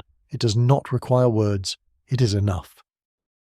The last thing that happens in a factory at the end of a shift is very small. It is the small particular actions of each individual worker, covering the machine or not, collecting the personal items, making the final check of the workstation that habit has made into reflex. These small actions happen simultaneously across the factory floor, 200 people all making their ending at the same time, and from above, if you could look down from above, which no one does, it would look like a kind of undoing, the working day releasing its people back into their ordinary existence. The women go home through the evening. They go home through streets they know so well that the knowing has become physical. The body navigating the route without the mind's particular involvement, the feet finding the corner, finding the curb, finding the step of the lodging house door without needing to be directed. The body knows its way. The body has been making this journey long enough that it has internalized the map. In the lodging rooms and the terraced houses, the evening begins its gentler passage. The fire is tended. The meal is made or reheated or not needed because the woman ate at the break and is not hungry again. The boots come off, the apron is hung up. The working clothes are exchanged if there is something to exchange them for whatever is not the working clothes. The domestic self, the resting self, the self that exists in the hours when the factory is not running. The town at night settles into itself. The last of the market traders have gone home. The gas lamps maintain their patient watch over the empty streets. In the bakery, the ovens are cooling. In the public house on the corner, the evening has wound down to its last few customers, and the landlord is thinking about closing. In the chapel, the building is entirely dark. The last of the Thursday evening meetings long concluded, the pews waiting empty and patient for Sunday. The factory stands at the end of the street. It stands as it stood this morning, and as it will stand tomorrow morning, large and practical and indifferent to the hour. Its windows dark now, its chimney cooling. Inside, the machines stand in their rows. They are entirely still. They make no sound. The silence in the factory at night is complete in a way that the silence during working hours is not. The working silence is full of the noise of the machines. The nighttime silence is the absence of that noise, which is something you can hear once you have been listening to its presence for long enough. The floors remember the footsteps. The walls remember the warmth. The windows have held in their glass the reflections of every morning that has come through them and every evening that the lamps have thrown back. None of this memory is accessible in any literal sense. A floor does not remember, a wall does not remember. But the material accumulation of years of use leaves something in the texture of things, a quality of being used that worn wood has and new wood does not, a quality that makes old buildings feel inhabited even when they are empty. The women who worked here were not in the building as long as the building has been standing. But they were here long enough for the floor to carry the trace of them in the worn wood and the smoothed stone, long enough for the walls to have held their breath and their warmth, long enough to matter in the particular way that long presence in a place creates a kind of mattering that belongs to the place itself, even after the person has gone. There is a woman tonight, somewhere in the town, who is thinking about tomorrow. Not with dread exactly, with the practical forward orientation of someone who has done tomorrow before and knows what it will require. The gate opens at 5:30. The distance from the lodging house to the gate is 10 minutes on a dry morning, 12 if the cobblestones are icy. The alarm needs to be set for 5. The working clothes are ready, hanging on the hook. The dinner is packed. She has done this before. She will do it again. The repetition is not a diminishment. The repetition is the form that this life takes, and within that form there is a specific kind of competence, a specific kind of knowledge, a specific kind of daily endurance that is not flashy, and is not celebrated in the newspapers and is not recorded in the official histories, but that is, from the inside, from the position of the person doing it, a substantial and dignified thing. The town is quiet, the streets are empty, the gas lamps burn at their intervals, making their small steady circles of light on the wet cobblestones. Above the rooftops the sky is the colour of the hour before the dawn begins its slow preparation, the deep dark that is not quite the deepest dark of midnight, but is the dark that has been here a while and is not yet thinking about leaving. The machines are still, the women are sleeping. The factory building stands in its patience, holding in its brickwork the warmth that has seeped into it over the working years. Not much warmth, but some, stored in the thermal mass of the walls against the cold of the night. In 3 hours the first preparations will begin. The furnace in the basement will be lit. The steam will build. The machines will begin their warming, their slow accumulation toward the working temperature, the belt beginning to move before it has full speed, the parts turning before they have full friction, the rhythm building from its first tentative notes toward the full working sound. In 3 hours the gates will open and the women will come through them in the dark, boots on cobblestones, shawls against the cold, the first of the day's voices carrying in the still air of the early morning. But that is 3 hours away. For now there is only the stillness, the dark, the quiet of a sleeping town, and the machines resting in their rows, and the long patient night doing what nights do, holding the space between one working day and the next, giving the world and the people in it the interval they need before the whistle blows again. The town breathes slowly in the dark, the factories are still, the night is doing its work. Let the night do its work, let the town sleep, let the morning be far enough away that it cannot be heard yet. There is only the stillness and the dark and the steady breathing of the sleeping streets. This is where the day ends, not with resolution, not with conclusion, but with the ordinary settling of an ordinary night over an ordinary town. The problems are the same in the morning, the conditions are the same, but tonight, for these few hours, the machines are still and the women are sleeping, and the factory is just a building, patient and quiet, holding its place in the dark like everything else that endures. Somewhere, in a terraced house 2 streets from the factory gate, a woman is dreaming something that has nothing to do with the work. The dream does not know about piece rates or the foreman's clipboard, or the deduction for the thread that snapped this morning. The dream goes where dreams go, into the elsewhere, the other country that sleep provides, where the logic is different and the body is free of the floor's demands and the hours do not belong to anyone. This is the portion of the 24 hours that is entirely hers, 8 hours, or 6, or 5, depending on what the week has asked, in which the factory has no claim. It is a small sovereignty, but it is real. It belongs to her in the deepest sense that anything can belong to a person, not because she owns it in any legal register, but because no one else can enter it. The lodging room is shared, the street is shared, the factory floor is shared with 200 others and owned by someone who has never set foot on it for longer than the time it takes to make an inspection. But the dream is not shared. The interior of sleep is not subject to inspection. The town holds all of this simultaneously in the dark, the sleeping and the dreaming, the few who are still awake, the factories standing at their corners, the gas lamps keeping their patient and unnecessary watch. It holds it without commentary, without record. The night has no ledger. The night is complete, the world continues. Some factories ran through the night, not all of them, and not all industries, but the logic of continuous production, the economic argument that a machine standing still for 8 hours was a machine not producing revenue for 8 hours, had led some factory managements in certain industries where the demand was consistent and the process allowed it, to divide the working day into multiple shifts and keep the machines running from the first furnace light of Monday morning through to the Saturday noon whistle. The night shift had a different character from the day shift, even when everything else was the same. The same machines, the same work, the same foreman in a different person's body.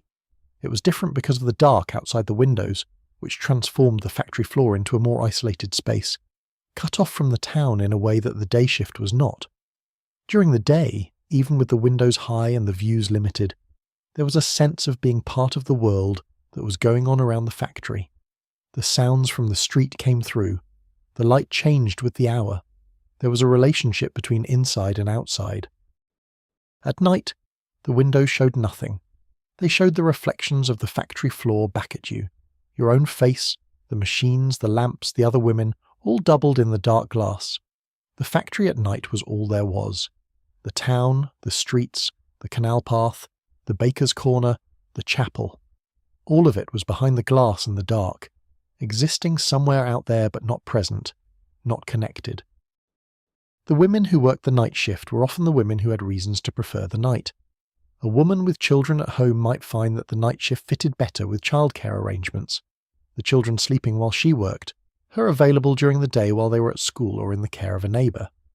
A woman who found the day shift social density wearing, the foreman's rounds, the visibility, the management of multiple relationships across a full working day, might find the comparative quiet of the night shift with its smaller workforce and its different rhythm more manageable. Some women simply could not get work on the day shift when they needed it, and took the night shift because the alternative was no shift at all, and no shift was not acceptable. The night shift was not popular with the management either, always. It required additional supervision costs, and the output rates were sometimes lower than the day shifts, because tired hands at 3 in the morning did not always match the efficiency of fresh hands at 8 in the morning. But the production requirements sometimes outweighed the costs, and so the night shift ran and women came to work it. The night shift's dinner break arrived at midnight or at 2 in the morning, depending on the shift's timing, and the particular quality of this break was different from the midday break in ways that were hard to fully describe. The break in the middle of the night felt more final somehow, a deeper pause. The machinery of the world more thoroughly stopped, the town outside more completely absent, the 30 minutes more completely removed from the structure of an ordinary day. You ate your bread at 2 in the morning with a quality of quiet that the midday break did not have, the silence of the town at that hour present enough to be felt even through the walls of the factory. The sky over the factory in the deep night hours was different from the sky at any other time. If the cloud was thin enough or absent, the stars were visible in the rectangle of sky above the factory yard. The same stars that were visible over the countryside, the same patterns, but seen here against the faint glow of the gas lamps and the chimney smoke, appearing between the rooftops in fragments. Some of the night shift women developed a familiarity with the night sky that the day shift workers did not have, a knowledge of where the moon was in its cycle and what it meant for the quality of the walk home at 5 in the morning. The walk home at the end of the night shift was through the town in its early morning state. The streets not quite empty, because the first of the day's workers were already beginning to move, the baker already firing his ovens, the milkman somewhere on his round, the newspaper boy with his bundle at the corner. The night shift worker walked through the beginning of the day while carrying the end of the night, a strange doubled state, moving against the grain of the day's direction.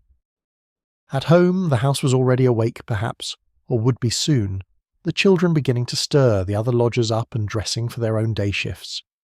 The night shift worker needed to sleep in the hours when the house was most active, which required a particular negotiation of the shared space, a willingness of the household to keep the noise manageable, which was not always forthcoming and required its own daily diplomacy. The body that worked the night shift was a body running against the natural rhythm of waking and sleeping that human physiology prefers. This was not understood in precise biological terms in the Edwardian period, but it was felt, the particular fatigue that comes from sleeping when the light says wake, from being awake when the darkness says sleep. Some night shift workers adapted, developing a new rhythm that matched the inverted pattern of their working life. Others never quite adapted, and carried the fatigue of the inversion through their working years as a permanent condition that they managed rather than resolved. The night shift foreman was often a different person from the day shift foreman, not only because the shift required a different individual, but because the night had a different relationship to authority. The visibility was lower. The management's attention was more distant. The night shift operated with a degree of autonomy that the day shift did not have, and within that autonomy certain small liberties were taken that would not have been taken in daylight, a longer break by a few minutes here, a slightly more relaxed interpretation of the production requirement there. Not laziness, and not anything that compromised the output significantly. Simply the natural tendency of people to calibrate their behaviour to the presence and the distance of authority. The women of the night shift formed their own community within the larger community of the factory. They knew each other in the specific way of people who share an unusual situation, the inverted life, the dark hours, the particular quality of the factory floor at 3 in the morning when the sounds of the machines were the only sounds, and the light was only the factory's own light, and the world outside was as completely absent as it was possible to be. These women are less visible in the historical record, partly because the night shift was less written about, and partly because the reformers and journalists who described factory conditions usually visited during working hours, which were understood to be day hours. The night shift workers were already home sleeping when most of the documented visits took place. Their specific conditions, the dark, the isolation, the inverted rhythm, are in the record mainly as a policy question, a matter of whether or not night work for women should be permitted, rather than as a description of what night work felt like from the inside. What it felt like from the inside was the factory at a different temperature, cooler, quieter in some ways and more intense in others. The machine at 3 in the morning was the same machine that ran at 10 in the morning, but the person standing beside it at 3 in the morning was in a different relationship to the machine, more alone with it, more dependent on the rhythm of it to maintain the state of wakefulness, more aware of the silence that surrounded the noise because the silence was more complete. The night moves through the factory, the machines run. Outside the windows, the town is in its deepest sleep. The hour between 2 and 4 when the streets are most thoroughly empty, when the gas lamps burn for no one, when the cats have finished their rounds and retreated and the only sounds are the sounds of the buildings shifting in the cold. Inside, the machines run, the women work. The night shift has its hours to finish. The dawn is not yet visible, but it is somewhere on its way, moving steadily from the east, bringing the colour back to a sky that has been dark for long enough. In a few hours, the town will wake again. The day shift will begin. The gate will open, and the morning workers will come through it while the night shift workers go the other way, passing each other in the narrow space of the entrance, two tides in opposite directions. For now, the night, the machines, the women who chose this or accepted this, and who are doing it with the same steady competence that they would bring to any hour of any day, because the work is the same regardless of whether the windows show dark or light, and the hands know what to do, and the body continues and the shift moves toward its end. Thank you so much for watching. If you'd like to see more videos like this, please consider leaving a like and subscribing to the channel, as it really helps us continue making more content. Anyways, see you in the next one. The town is very quiet now. The streets are empty, the cobblestones damp and dark, the gas lamps burning at their intervals with their patient yellow light. The baker will begin soon, the first fire of the day in the bread oven, but not yet. Not for another hour. For now, the town is in that particular stillness that belongs to the hours just before dawn. The stillness that is different from the stillness of midnight, because midnight is the middle of the dark and this is the edge of it. The place where the dark has been going on for so long that the end of it is somewhere nearby, even if you cannot yet see it. The factory stands at the end of the street. Its windows are dark, the chimney is quiet, the gate is closed. Inside, in the darkness of the factory floor, the machines are standing in their rows, their shapes barely visible in the thin light that comes through the tall windows from the street. They are entirely still. They make no sound. They are patient in the way that things without consciousness are patient, without effort, without choice, simply existing in whatever state they are in until something changes the state. The floor beneath them is worn smooth. The wood has been walked across for decades, by boots that came in from the cold morning and walked to the machine, and stood there all day, and walked back to the gate in the evening. The grain of the wood runs in the direction of that walking, worn by it, shaped by it, holding in its texture the direction and weight of all those years. Outside, the cat from earlier is still in the street. It sits in the shelter of a doorway and watches the empty road with the particular attention of cats, which is the attention of creatures for whom the dark is not a limitation. The sky above the rooftops is changing, very slowly, so slowly that you would not notice it if you were moving, but in the stillness of this hour you can see it.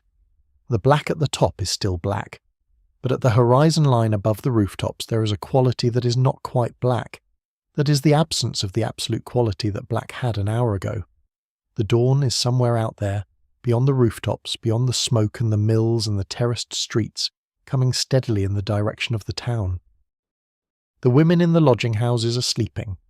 The woman who was writing a letter finished it and folded it, and addressed it, and put it under the clock to be posted in the morning.